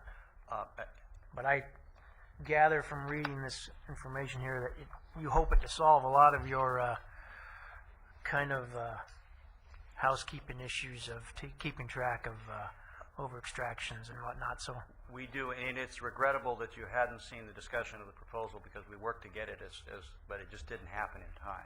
So I think that some of the issues you raised, I think you will see that we at least incorporated them. Whether we've done so to the satisfactory level or cost benefit is your board's judgment. But it is more robust than a strict QuickBook program.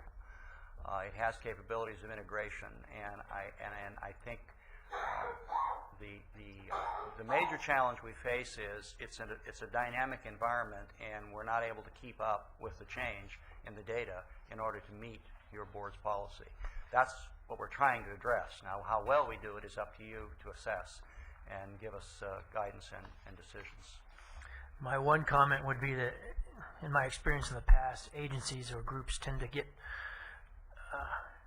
headlong into a software program or some sort of development, and then 5 years down the road realize that, oh gosh, that platform or that language is now not supported, and now we got to reinvent the wheel. And I would hope that would be a major part of the consideration of that development. We hear you, and I think, well, at least you'll evaluate. We've tried to address that and use a common SQL Server database platform. A couple other comments. I asked you last meeting about the cost of the business practices manual, and you said you'd bring that to us today. Thank you. I can't support an expenditure of $12,000 on that, even though you've expressed that it seems like it's a useful tool. Gosh, we've got a lot more important things to do, I think. So that's just one comment. The annual report preparation, I understand that's required of us. That's true, right? Based on from our legislation, or is it? Yes. Do we also now have auditing requirements based on our reserve balance? Has that changed? The audit requirement was extant once annually, once you increase the operating budget above a very nominal amount, and I'll confirm this, but my recollection was about $100,000. Oh, so we had that going on anyway. Yeah, exactly. So what's in the balance does not drive the need for it, is my point. In terms of publication, and last year's report was, beautifully done, very nice. And I don't know how many hard copies you actually ended up publishing of that, but just my comment would be that if we can disseminate that on the website wherever possible, and save whatever printing costs and I'll defer black and white versus full color. I mean, those kinds of steps. I'll defer to Gerhard. My understanding is the actual number of hard copies were fairly limited to your board and a number, and I'm not certain it's on the website. Is it? It should be on the website. If not, we'll certainly get it up there. And yes, we did limit the number of copies because of the cost of the color. Okay. So really what you're seeing in this number is labor hours, not reproduction costs. Okay. In legal services, I don't see any indication of a placeholder or a number for outside legal advice. I've mentioned that a few times.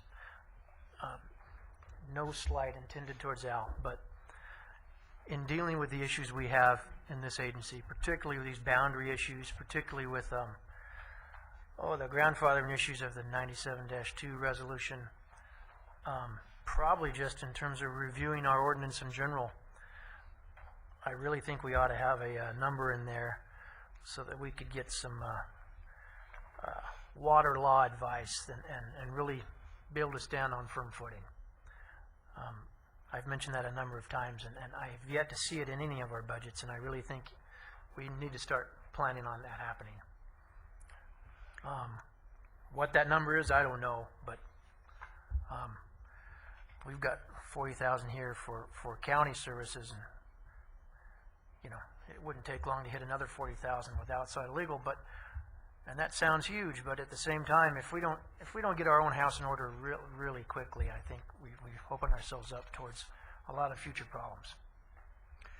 If I might, the current line of thinking was to the extent that is necessary, a request from contingency drawdown. But if your board directs us to provide a specific either augmentation under the legal services for that purpose or in some other line account, that's totally your discretion.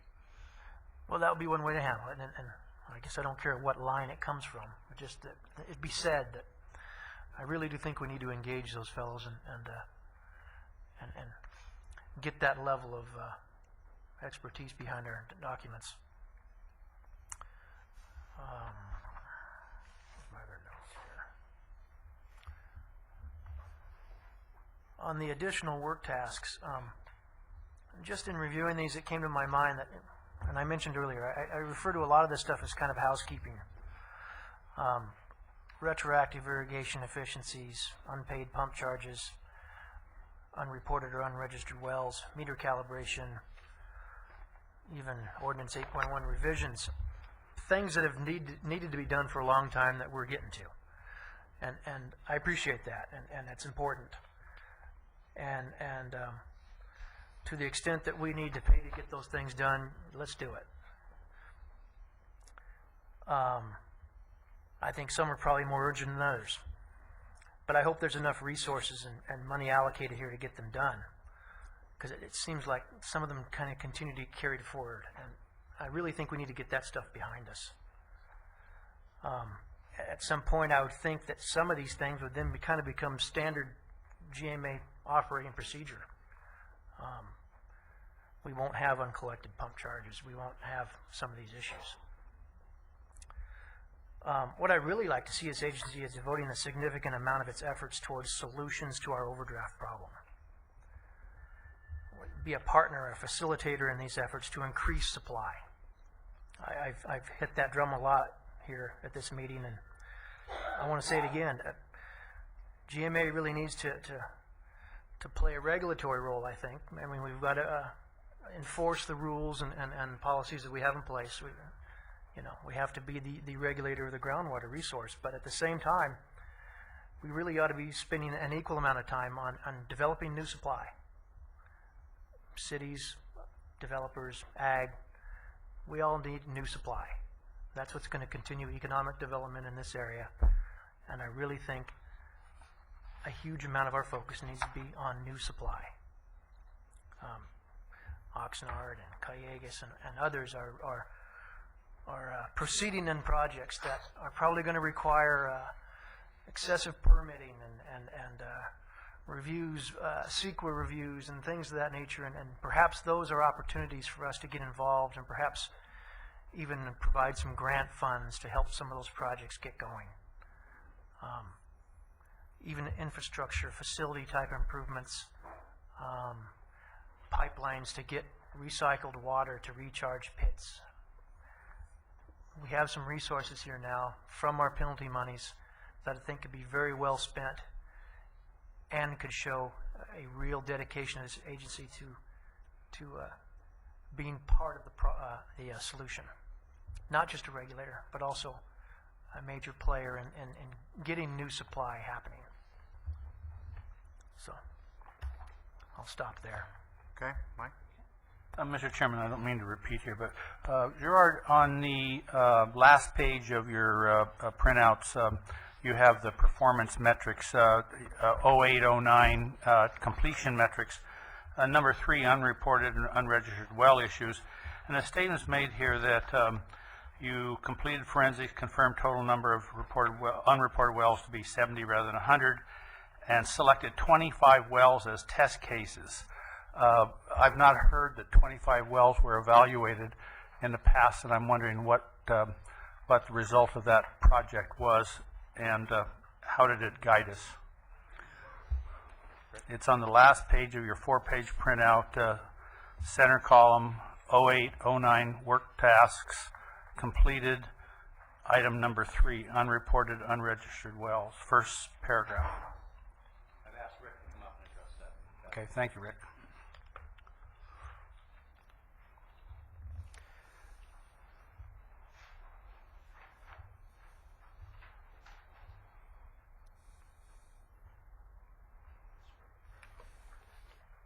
One moment, Dr. Kelly. I just want to make sure I understand.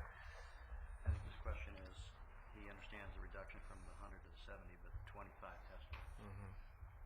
What the status of that is. That may be. I think that's a typo. Frankly, we sent the 70 letters to the unregistered well owners, and they're all in the same hopper. There is no 25 that's been segregated. Well, your statement is more inclined with my memory, what you told us previously. I just thought there was a second wheel going here, but no, I'm sorry for that. Okay, thank you. All right. You're asking for comments on the work plan and the preliminary budget. We have debated in this agency for a long time the need to get a lot of things done, that the problems of this agency have not gotten simpler. If anything, they've gotten much more complex. And we just got dumped with another one today, agency boundaries. These are very complex issues, and they require a lot of specialized time and energy. We went through a long process of coming up with a priority of 25, and the board directed you boil it down to something we can manage, and we boiled it down to 10, now 11. And we've been getting monthly reports because the board says, keep us posted, let's make sure we're moving on. And every time these issues come up, we've all reaffirmed we need to get these done. And so in terms of your additional work services, I support the additional work services. It's consistent with what we laid down a year and a half ago. It's consistent with the debate we've had on it. It's consistent with the effort we've put in place. And each of these items in the subcategories, we've debated and said, and it reaffirmed it has to be done. If you look at the dollar value of what you're proposing there, it's $222,000. You're projecting that we're going to pump, for our assumption, 127,000 acre-feet of water, which, by Steve's calculation, is clearly overdrafting the basin. No question about it. And we know we're going to do it. If you take the $2 pump charge that we, in fact, have the legal right to increase to, take us back up to the $6. $2 at 127 is $254,000, covers the cost of this additional work plan. And I would submit to all of us, if these work items are this important, and we have the funding mechanism in place to do that, we ought to be raising the pump charge to cover these. And we're not. Where is that money coming from? It's from the penalties and surcharges. That's essentially what we're doing. That's right. And I guess and I've heard the argument. Folks at Kiegas have made it to me. Don Kendall has made it to me. Others have made it to me. We ought to take the surcharge penalty for taking excess water and go out and buy excess water. I guess my argument to them is, I don't think this agency will ever have the financial horsepower to buy water and put the water back into the aquifer that was taken out. I think the better use of our dollars is putting our internal housekeeping in order, set the rules in place, so that those individuals that have the financial clout to do the new projects, the Uniteds, the Kiegas, the City of Oxnard, and others that are doing these projects, that are going to have to fork out the $69 million, not including amortization, the $9 or $10 million to buy additional gravel pits. So we have, those are the big dollars. We ought to make sure that they know what the rules are so that they are willing to spend those kinds of dollars. And we're the only agency that can put those rules in place. And therefore, I believe the use of the penalty surcharges is better used in putting the rules of the game in place and not trying to go out and basically throw coins at $80 million projects so that we can say, hey, we're part of the solution. We are part of the solution the day we come up with rules and regulations that are fair, reasonable, and good water policy. And my objective over the years that I've been here is to be consistent in good water policy, and I think we've done that. And I think to come up with good water policy, we have to do these additional tasks. I think Dave's has a valid question. There may come a point in time where these tasks to be maintained should be part of an operating budget, and therefore the pump charge needs to go up to the $5 to cover those. I think we're at the stage of the game right now where we need to jump start these projects, spend the money that we have, and get them done, and hold staff's feet to the fire to get them done, and we're doing that on a monthly basis when they come back and give us a report. So based on that logic, the only other alternative, if we're going to do these work projects, is raise pump charges up to the $6 and then take the money that we have aside and pool that money to create grants, if necessary, to motivate people to do the studies or pay for the studies that will generate good water policy, fair rules, and boundaries and procedures that everybody knows this is the game, and therefore when I make a $50, $40, $60, $100 million investment, I know that there's an agency behind me that will stand behind the rules that they made. And I think that's an evolutionary process. I think that is part of our history. I don't think we had the ability to do that 25 years ago. And as you noted, and you're in a great seat, because you were at this agency years ago and had one perspective of it. Now you're back at this agency and you have a different perspective of it. Those that have been here for 25 years, it's just the routine, and it's hard for me to look in the mirror and say, how have we changed? You have a great perspective, and if your comments are correct, and I think they are correct, that we have evolved into an agency that's important for the long-term management of this basin, and I support taking the penalty monies and putting them to work, holding the pump charge in the short-term constant, given our economic conditions the way they are. But long-term, I think those pump charges are going to have to go up, because those penalty monies, if we've done our job correctly, will disappear. I want them to disappear. And therefore, we're going to have to fund it somehow with pump charges. But I think jump-starting it today, as we have done, we voted to do that. I think it's consistent with what we've done in the past, and therefore I support the annual work plan, and I support the preliminary budget. I think Dave raises a great question. And again, it is no slight against anybody in our staff, but this agency has gone outside of itself on numerous occasions. When we enacted Ordinance 5, the predecessor to Ordinance 6, we retained Stuart Somack to come in and look at that legal document. When we had a potential litigation with one of our constituents, we authorized the expenditure to look at the rules to find out if we're on solid ground.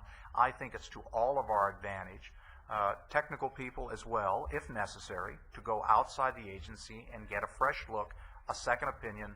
If we were all going in for brain surgery, we would do it tomorrow. Let's not kid ourselves. There may be a point in time going out and getting some additional legal advice simply to validate what we think is true, to cross the T's and dot the I's, and Dave has brought it up, so I would ask that you put a line in there for some kind of contingency.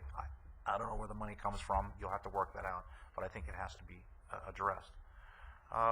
So with that, you're looking for direction now on annual work plan and the preliminary budget, those are my comments. I will open it up for anything else you guys want so we can direct staff what to do. I am watching the clock as hard as I can. It is a long meeting and it's getting long, so, and we have other issues to deal with, but on this one it's important. So what direction you want to give staff? Charlotte? Dave? My direction to staff would be that approve the preliminary work plan as they laid it out and remove the business practices manual development. Move that into a legal fund. Remove it. No, I'm sorry, but you're... I would say I don't approve of that. Okay, but you still want a line item for outside legal? Yes, I do. Okay, so that money could become that outside legal. Okay. All right, does that make sense? Sure. Okay. Mike? Well, Mr. Chairman, since you don't like my pitching pennies at a mountain, I guess that I'll have to join David. I too concur, and I don't think it's any reflection on Al Boat at all, but it would be awfully nice to have somebody on retainer, and every time an issue comes up which shows some possibility of having conflict with existing regularly practiced water law. You know, my daughter's a graduate of McGeorge, and I think they have a whole department that just studies water law, and so to have our staff attorney here expected to understand that plus every other damn thing is, I think, asking a great deal, and perhaps if we could have it set where people could access answers quickly and regularly, I think we're safer in the long term. Steve? I don't see it as much. I find it unusual to say we want a certain amount of money budgeted for outside expertise, and we're not identifying what we need the outside expertise for. I'm all for hiring outside expertise when we need them, and we have a contingency of $100,000 here specifically for that. So to identify it almost sort of says to staff, we're expecting you to use outside people. I'm glad you just said that, because as I just finished saying that, let's leave it at the contingency thing, and let staff decide the level of service they think they require. Let's not set it at a you must spend. Exactly, because I think the policy statement that you're saying is, don't err on the side of not going out. If there's an appropriate time to go out, you're saying go. But that's different than saying you got this budget and we're disappointed you haven't gone out lately. I don't want them to go out and spend or feel limited by the budget. Yeah, I don't want to go out and spend a lot more than $190 an hour just because they're feeling some kind of pressure. So that'd be my sense on that. One, two. As you were talking about, and we've had this conversation about, we need to find new sources of water, and I think that sounds really good. I see all kinds of problems with Fox Canyon. Who do we give the water to?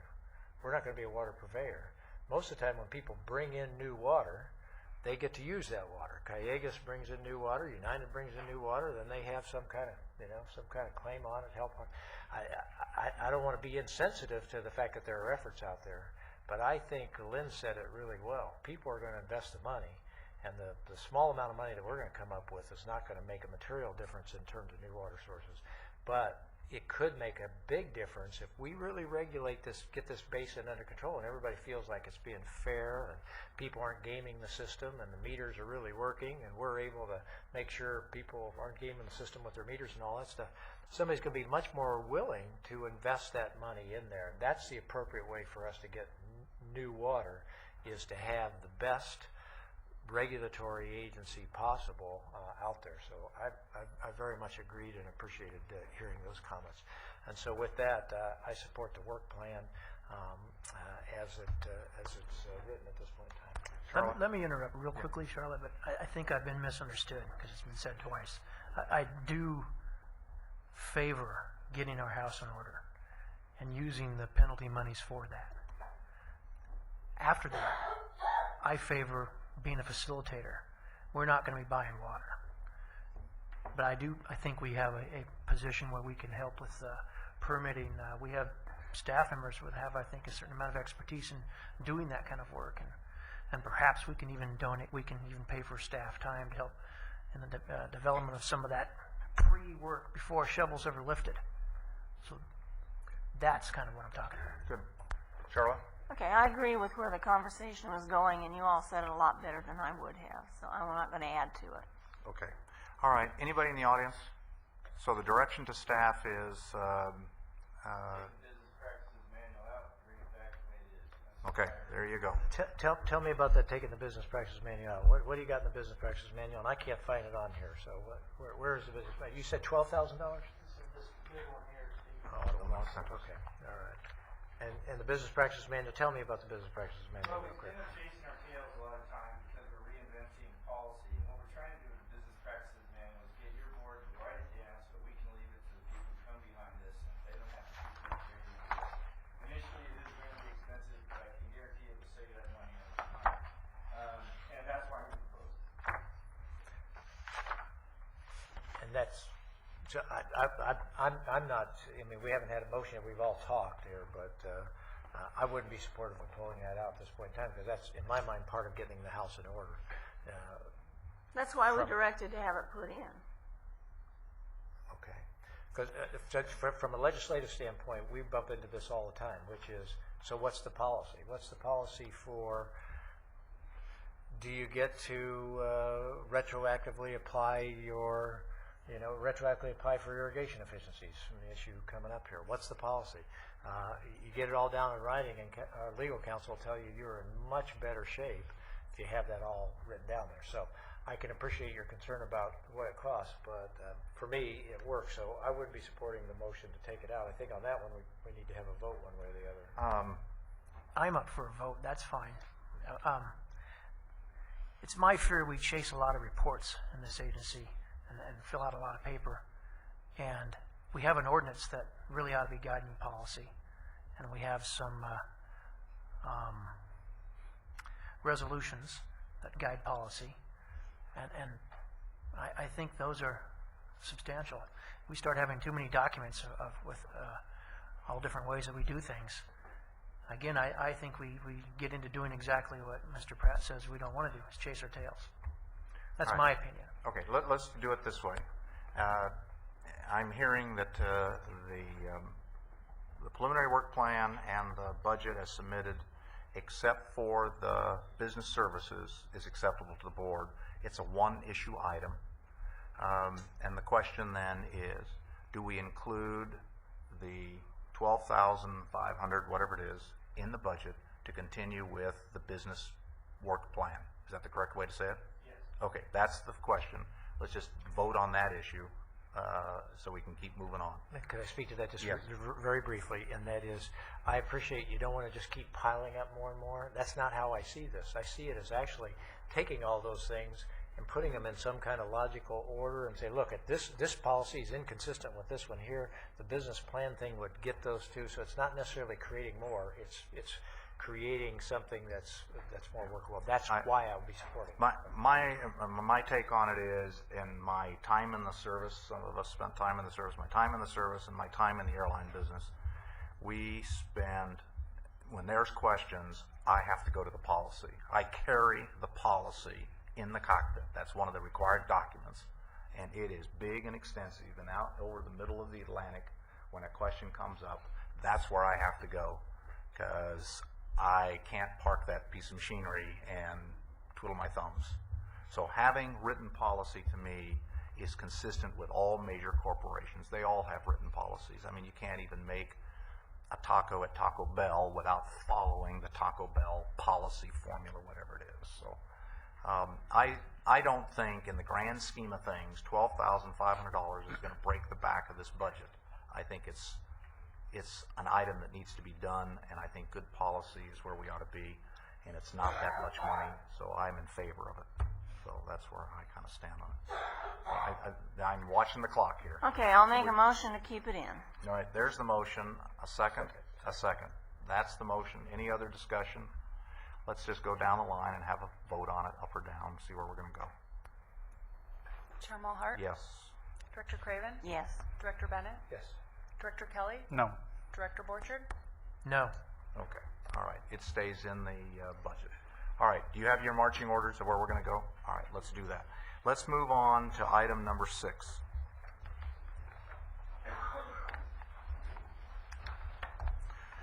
And Charlotte needs to leave at 4. All right. 4:30. 4:30, but I'm racing, Rick, so if we can, and this is another one of these complicated issues, so however it takes to boil it down to the essence so we can get on with it. I have, let me kind of preempt you a little bit if I can. You have a very extensive verbal discussion here of all the options that are available. So rather than going through basically a repeat of what you've given to us, let me go down the line. Did everybody get a chance to review what Rick has written? Because it was very extensive. Okay? So we have reviewed what you've written, and you've given us, as I go through here, a variety of options. So what in looking at the punchline, I'm going to turn to the last page, 5 of 6, down to the recommendation, and let's talk about the recommendation. And if in the discussion people in the audience have specific questions that they don't understand, we'll deal with those. But let's get to the heart of what you're asking for, okay? Of course. And I apologize for not giving you more time, but the nature of the beast, I need to keep moving this thing along, all right? Okay.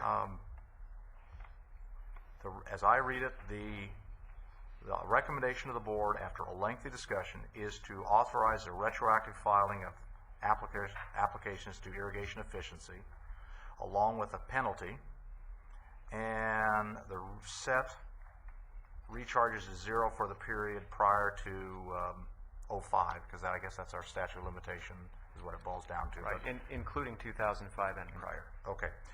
My understanding, and Steve, you need to speak to this because I think your question that you addressed to Jeff is similar to the same question I addressed to Jeff, and that is, what's the motivation? And if I don't say it correctly, jump in there. What is the motivation or the penalty if people don't pay the penalty? And now we get into the same goofiness that we have with meter readers, or meter calibration. Well, you bring up a good point, and presumably if the way it's laid out right now, we would give somebody the option either to pay the surcharge or to file the irrigation efficiency paperwork retroactively and pay a $500 civil penalty. If somebody chooses to do neither, what do we do? Okay. I think is that your question? That's my question. Well, your suggestion is, if they do neither. My suggestion to Jeff when he brought this issue to me was that we ought to have, instead of in a timely manner, we ought to say that if they do not, they have to pay the $500 penalty per reporting period. So they didn't pay it in a timely manner, they get $500 penalty. The next 6 months, they either get another $500 penalty or we drive that number up. We need to come up with the formula now that drives that number up so we do not go through the gaming that we did with the meter calibration process. And I would like to have it fairly aggressive. It's a simple form. There's tons of staff support. Dave and Sheila are phone ready at all times to help people do these numbers. It's not that complicated. I've been doing them for years. But I need to build in the penalty process now. Is that essentially what you were asking? Yeah, I just want to make sure there is a penalty process that creates the proper incentives to comply. I'm happy to be easy until then, but with this process we're going through and the certified mail and the return receipt requested, people don't have an excuse not to comply now, and then we need to be clear on that. Exactly what that is, what is the amount, when, et cetera. Okay, what would you like to bump it to? What would you like to add as a caveat to this to put some teeth into this? And I open that question up for all the board members. First of all, do you buy into what I think I see as a problem? I think I might point out that your ordinance in 8.3 gives if they did pay neither, ignored it, you have the ability to inflict a penalty of up to $1,000 a day for willful violation of the ordinance. I believe that's nice and nifty, but from a practical standpoint, charging somebody $1,000 a day, I'm not sure we'll wind up getting into a board discussion and whittle that down. And It's up to $1,000 a day. okay, up to. All right. So what would you guys like to do? What would you guys like to do to put some teeth into this? I would suggest that we do this and we, because it's up to, that gives staff the prerogative. But let me give you an example. We find out somebody was, staff can start to ratchet this fine up. They should start low and start to ratchet this fine up. But somehow you have to let people know, hey, we're going to charge you whatever it is, $10 a day for the first week. And if you don't get this done, that's going to go up. There's some kind of progressive increase. So we keep notifying. We're aware of it. They're aware of it. Everybody's aware of it. And you gradually keep increasing the daily fine. That's Chair Mulhart, if I may, my understanding of what's being recommended, and I think this goes to your concern about putting teeth in it, is what's being proposed is a one-time offer to those operators who did not timely file. And I think it's a 45-day time limit if it's approved today by the board. After that time period expires, if they have not gotten their application in and approved, the offer is gone, and they are subject not only to surcharges but civil penalties on top of that. So if I'm understanding it correctly, that's a huge incentive, I would think, for them to pay the $500 penalty as proposed, get your application in and approved, and this is one of the housekeeping items or house cleaning items that Director Borchard was referring to. You see in the chart, this is a situation that's been going on for years. We're trying to bring this current, bring our accounts current, and then going forward, step up our enforcement and make sure that we are getting these applications in on a timely basis, and if they are not submitted timely, take the proper enforcement action. Okay. Mr. Chairman, as expressed by counsel, I think I'm totally in concurrence with. However, Rick, I would ask you, I get kind of a mixed feeling as I read through it several times trying to feel. We, I think, should all mutually agree that for many years people have been sending their material in and not hearing back a good, a bad. They just got their checks cashed and went on. So I had a feeling in one paragraph over here that once we've discovered all these people, now we're going to go back and in the past penalize them. And I think that is a bit predatory. I think that it's in conflict with having people rapidly come forth and rectify the situation.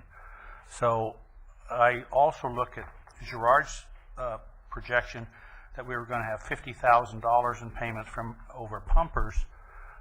That's not from this group, is he projecting? Where's that $50,000 that he shows as a budget income item? That's essentially based on the non-large surcharges average over the last several years, just reflection. Okay, so that's not income generated by Rick's current discussion. It's not. Okay.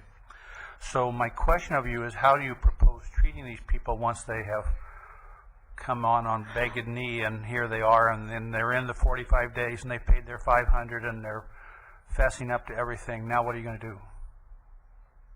They're done. I think I can answer that question. We're going to clear the books. Yeah. And if they indeed can't prove that they were doing it efficiently, or if there are some problems, then they'll be subject to any applicable surcharges. Well, the problem I have with that is that these people were never forewarned, in Al's statement, never notified, never noticed that they were in any violation. Their checks were cashed. The world went happily onward. And that's why we're looking for your board's policy direction. My policy, Mr. Chairman, is that people who honestly sent their monies in thinking they had paid in full, were never advised otherwise, are not appropriately, retroactively penalized. They could be asked to pay the fee difference, but to assess a penalty charge when they were never given any indication during the time period is an unfair action to people who otherwise thought they were totally complying.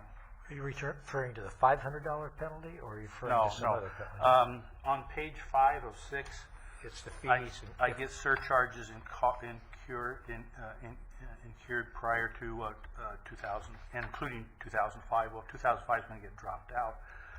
But the problem is that some of these people may, now that they're being forced to do the IE, they may well not be 80%. We're never told that they had to be. We never had a policy of notifying people of anything. We just cashed their check. There are a few people in this pile who Dr. Kelly may be referring to, as I understand it, that are M&I pumpers who will not be able to file for efficiency and will be subject to penalties, if I remember our discussion. That amount, as we've calculated it or estimated, is about $250,000. So you're comparing, that may be Dr. Kelly's concern. As to not notifying them, your board has discussed on many occasions whether or not it's important to inform them of ordinance changes or ordinance requirements. And so we're looking for your direction on that. In the past, you have, it seems to me, given us the direction that it's their responsibility to know. So that's the tension and the policy direction we're looking for. Well, I would sit down. I know Mr. Chairman feels that he fills his out accurately every month, but I mean twice a year. But the problem I see is that that's, not universally understood form to fill out. And my understanding is that perhaps staff is going to, with maybe input, create a new form. The form as it's written is not the easiest thing for the average person to do. Okay.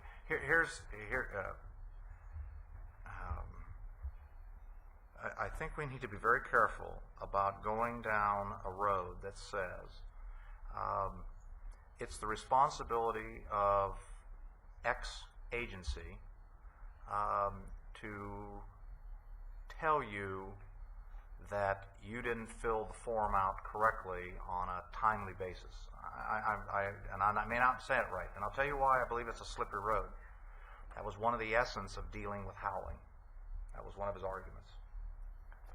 Man, I've been pumping 1,000 acre-feet for the last 10 years, and no one told me I couldn't do that. So your agency is responsible for me robbing the bank, and therefore I own nothing. I mean, that's one of the arguments we got from Casey Howling. Okay, and then the other argument was, I am so tired of the government interfering in my business, and then he proceeded to tell me all the dilemmas he had with getting permits from the county. Casey, you've given me a huge problem. On the one side, you're telling me that there's way too much bureaucracy controlling your daily life, and why do I have to pay for it? On the other side, you're telling me the bureaucracy didn't tell me I was robbing the bank. I'm not sure it's the responsibility of the... I think you're running down a slippery slope. Now, to the extent that people actually filled out an efficiency report, intended to do it correctly, and did the calculation wrong, and that's why they got themselves into a surcharge problem, then maybe we need to say, in the way we do this, there's some flexibility. Say, hey, they didn't fill it out correctly, but they intended to do that, as compared to the individual that just has blown us off for umpteen years and done nothing. And I think that the bulk of what these are people that have blown us off for a long period of time and have paid nothing. Am I correct on that? I think you're correct. The bulk of these people just they're not filing at all. They're not filing at all. So it's not that they're making mistakes when they file. They're just not filing. So to get to 13... They're not even putting in an extraction report at all? They're submitting the semi-annual extraction report, but they're not filing the separate irrigation efficiency So they're just quickly writing their numbers down and sending the check based on a $4 per acre foot calculation and not paying attention to whether they are exceeding their allocation or not. That's right. That's a possibility. So I'm very concerned that the solution to everybody is to beat up on the staff of the GMA for not going through every line by line and trying to determine and reconstruct what they did and determine whether or not it's correct. If you read the bottom of the form, when you fill out the form, it says, I certify under perjury that this is an accurate report, blah, blah, blah. My signature has been on that report for the last umpteen years that we've been doing this. And I read it every time and I go, if they're going to hang me, they're going to hang me. Here we go. So, and we do that with our tax returns. We do that with our taxes to the county. We do that every place.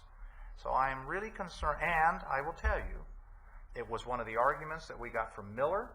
It was the argument we got from Howling on why they shouldn't have to pay the excess charges that they accrued because we, the GMA, didn't have, and I told Casey, Jeff was there when I negotiated that settlement with Casey Howland.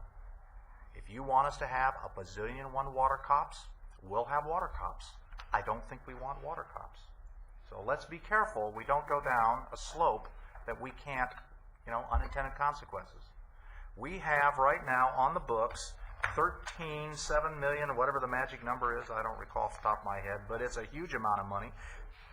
Up to $15 million. I would submit to you, $15 million didn't generate because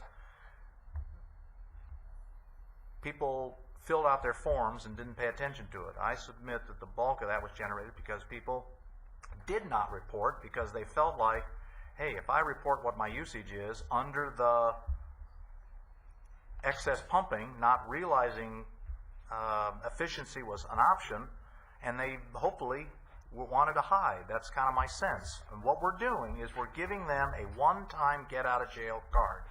If you do it efficiently, and you had filed efficiently, here's what the surcharges would have been. Blah, blah, blah, blah, blah. Now, because you were late and you've had free use of that money for the 10 years or the 4 years or the 3 years, whatever the magic number is, that everybody else didn't have use for that money, there's a $500 penalty. It's a one-time get-out-of-jail card. Al, I think, said it correctly, and I was misspoken when I said it otherwise.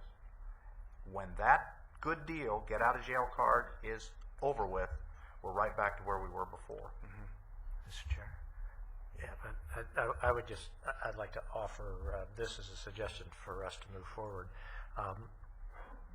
We basically have this, we're offering people an opportunity to avoid the big penalties because we're offering an opportunity to file their irrigation efficiency forms late. And so that is that's a tremendous incentive, et cetera. I think given where we are, I would not be comfortable going further than what staff recommends in this, in doing something like waiving anything. That's always an option. You can have that conversation down the road. But let's see what happens with these 83 people. Let's see what happens with the responses. We'll know much more where we are, because we're going to create this tension between somebody says, I comply, now I've got a pretty big incentive to comply now. I only have to pay $500 and I'm off. If I don't, I'm liable to have to deal with a lot of hassle from Fox Canyon in terms of huge surcharges, and so that's incentive. Let's see where we are. Doesn't mean we can't have a conversation if somebody does that, but if we send the message now that we're starting to back off on this already, partially that incentive to comply and close the books on these things goes away. So my question for staff simply is, in the recommended actions down at the bottom of page 5 of 6, does that include option 2, or do we have to identify one of the 3 options under A for you to use? I believe it includes option 2. Is that correct? Yes, that's correct. All right. Because option 2 is the one, after I looked at the advantages and disadvantages, is the one that I support. And so with that, given I know we have other agenda items, that'd be the motion I make. I don't want to close the debate off, but I would be making the motion to go forward with staff's recommendation and option 2. And then what happens if they don't comply? Well, if they don't comply, sort of the worst thing that happens is our ordinance kicks in and they have a daily fine that we can make any amount we want, but we can always adjust that and have that conversation later after we see what happens with these particular Can I ask one question, Mr. Vergutz, on page 5 of 6, the Supervisor Dennis just read. Your implication on your first bullet point there is that they had exceeded their allocation. Are all 83 of these exceeded a baseline allocation? 4 of these operators operate under only a baseline allocation. Most of them, the balance, Dr. Kelly, are either have a historical that they routinely exceed and then would normally file irrigation efficiency, or they're irrigation efficiency only filers. I'm not sure if that answers your question. But they neglected to fill the paperwork? Yes. See, those are the ones I would have more sympathy with. I mean, if they thought they had paid their bill, they were done. But that's... All they have to do is pay $500 and they avoid any other. Well, yeah, until they get the notice of what the back charge is. I'll wait to see. But, and I guess I would offer what is fair to those other people that did file and did pay the surcharge. Should these people who didn't file go, I got lucky, I didn't file, I don't have to pay the surcharge, but the other 4 farmers around me did have to pay?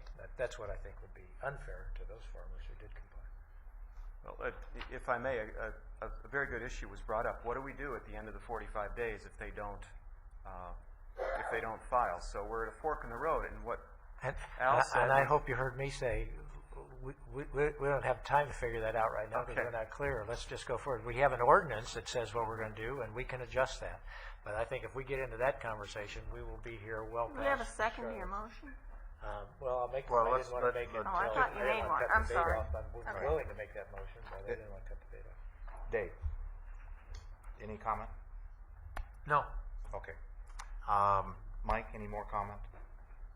No, I think that if it seems to be going down a rough path, I would ask you to get back to us before we start sending the notices out. I just was disappointed in the case that we're perhaps now hearing appeal on. I would like not to see that whole thing repeated. Okay. All right. Go ahead and make your motion. I move the staff's recommendation, that's down at the bottom of page 5 of 6, and And it it's goes over to continued. page 6. Okay? Second. Motion and a second. Any other discussion? Anybody? All right, a roll call, please. Chair Mulhart? Yes. Director Craven? Yes. Director Bennett? Yes. Director Kelly? Yes. Director Borchard? Yes. Okay, let's go to item number 7. And Gerhard, I'm going to push on you as well, and Rick, thank you for letting me push on you to get this done. Otherwise, we may have been here with all kinds of discussions. So thank you. If I may, let me kind of jump in here. This one is put on the agenda because I asked for it to be put on the agenda. Let me give you, if I may, some background.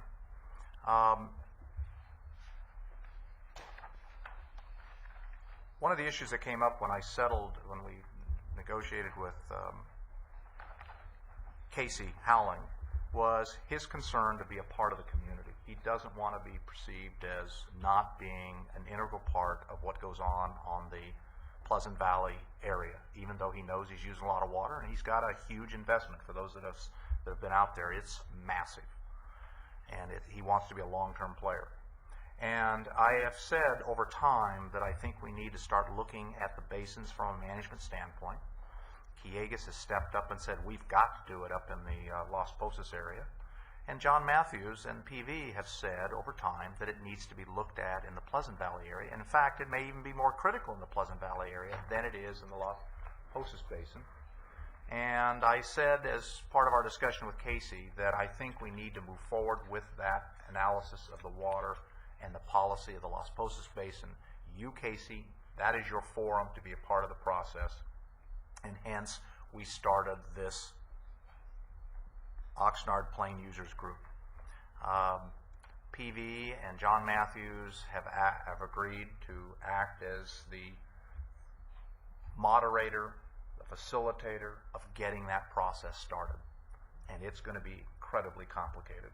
Just as Kiegas and Henry have taken on the responsibility of doing it in the Las Posas area, somebody's got to be the lead. And there was some debate of making the GMA the lead in this area, some discussion of making United the lead in this area. And I argued to both my agency, United, and to Jeff, and I'll argue to you that I believe that this problem affects the PV users. The PV users in that area need to be the solution to it. They need to come to grips with the reality that their aquifer is unsustainable in the way it's going. And rather than killing the messenger of United and the GMA, they need to solve their problem. The GMA needs to be a huge support of that process, and we can supply administrative support, and we can supply regulatory support if it comes down to that. That's what our responsibility is.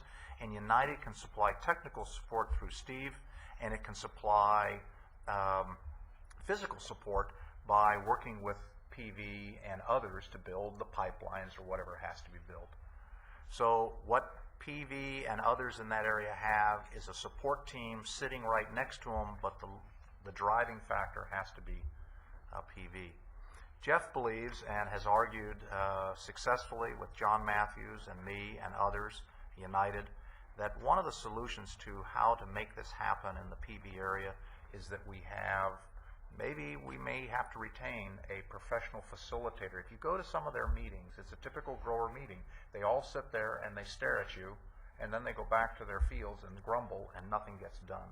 And being part of the family history, being part of that, I know exactly how that goes on. And rather than shooting the messenger, it may be that it's to our advantage to have a facilitator who acts as a way of acting as a neutral to pull out the fact that these individuals in that area are going to have to do some heavy lifting with regards to changing their policies, changing their procedures, and or recommending that we, the GMA, enact some regulatory authority over them. And so what Jeff has proposed and I've supported is maybe having a facilitator, a university professor, I don't know. Steve may know of some people. Let Steve take on the role of being the technical expert. Let Brian and Steve and United do the technical side of it. Let the GMA do the administrative, the regulatory side. Let John Matthews act as a facilitator, and John has agreed to do that. And I said, I think it's well within our world at the GMA to supply some financial power behind it to pay for some of these things. And that's part of the administrative support. So I had Jeff put on your agenda this issue, and that's where the $25,000 came from. Is that your motion? That's my motion, if that's what you want. Mr. Chairman, before we started, the statement was made that the $25,000 was not for the facilitator. Now you've just argued the point opposite. What is it? And that was one of the agenda changes that Jeff made when we first came in, is that it will pay for the facilitator and the meetings and the luncheons and whatever to get this thing up and running. So meeting rooms, staff time, we're trying to get a full accounting of costs associated with and over time it may be more, but I just looked like it was a pretty high price to facilitate. No, it may, and it's the name. And Matthews already did the way I and Mike, they have not selected the facilitator. It's not paying for John's time. They have not selected the facilitator. We have no idea what that individual will look like. They're doing some search on that right now, and we don't know. It may be on a pure hourly basis. We don't know, but there ought to be some pool of money that we can pull from. Mr. Chairman, I attended the first one, and I thought it went pretty rapidly, and I'm not so sure that it wasn't run quite adequately. We'll just see. Okay. All right. So that's the discussion, and I've stolen most of Gerhardt's thunder. You can go through the slides. There you go. Conclusion recommendation. But I'm watching the time, so. Well, yeah, we have a motion on the floor by the chairman, and I think we have a second. I call for the question. Okay. Can I just say one question is, what do we pay for the Los Pozos users group? Do we commit any funds towards that group's meetings? No. Are they going to feel we slighted have by a line that? item? We include some of that staff time. Doesn't Callegas offer the meeting space and the Yes. facilitation and? Yes. It's basically staff time, our staff time to attend the meeting. Oh, I see. Henry, are you gonna feel slighted that we didn't include some funds for you guys? But that's a different topic. Yeah, it may That's be. a And we different may put budget it on the item, agenda. budget Gromlich, line item. Kaigas, we appreciate the technical support that Brian Bondi and the other GMA staffs supply to us. And that, both in its technical expertise as well as the tie-in to the GMA, we consider invaluable. So Thank you. we're okay with this. The other thing is there's been a Los Posas Basin users group in existence for a long period of time. This one we're basically generating from ground floor up and trying to do it very rapidly. So I would suspect that those users at some point would want to pay their own bill, but I'm not opposed to putting money towards this. okay. I call for the question again. Okay, call for the vote. Chair Mulhern? Yes. Director Craven? Director Bennett? Director Kelly? Yes. Director Borchert? Yes. Okay, last item, Gerhard. This one's even shorter. And I do have a PowerPoint presentation, but I'm going to just start and get right into it. At your April 22nd GMA meeting, the board directed staff to propose guiding principles for enforcement. At your May meeting, agency presented those draft guiding principles. The board directed staff to come back at a subsequent meeting to consider adopting those principles. Today, we have before you proposed resolution number 2009-3. So I've taken those principles presented at the May meeting and incorporated them into the resolution. Those are attached as item 8A of your staff report. I've received no staff comments received to date, so there's no revisions being proposed, any changes from the May meeting. Therefore, I recommend you adopt resolution number 2003-3, the guiding principles for enforcement. Okay, any questions? A motion. Chairman, I move that we adopt Resolution 2009-03. A motion and a second. Any other discussion, comments?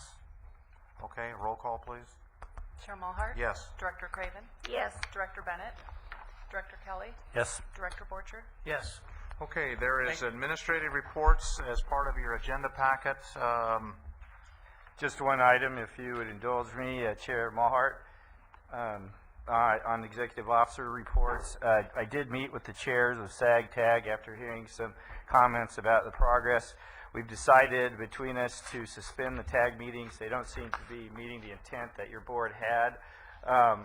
We've prioritized the SAG work items that the SAG group's been working on, and it's our intent to more efficiently operate the TAG that the SAG will box up issues and develop questions that they send to the TAG of a technical nature so that we can use that group the way that your board has directed us. And I thought it best to announce it here, given the venue, and letting everybody know that TAG will be suspended until such time as SAG has boxed up a set of questions for them to answer. So that's just by way of information. Okay, good. All right, anything else? All right, and it's hearing no objection, it's moved. Okay? All right, meeting adjourned. Thank you.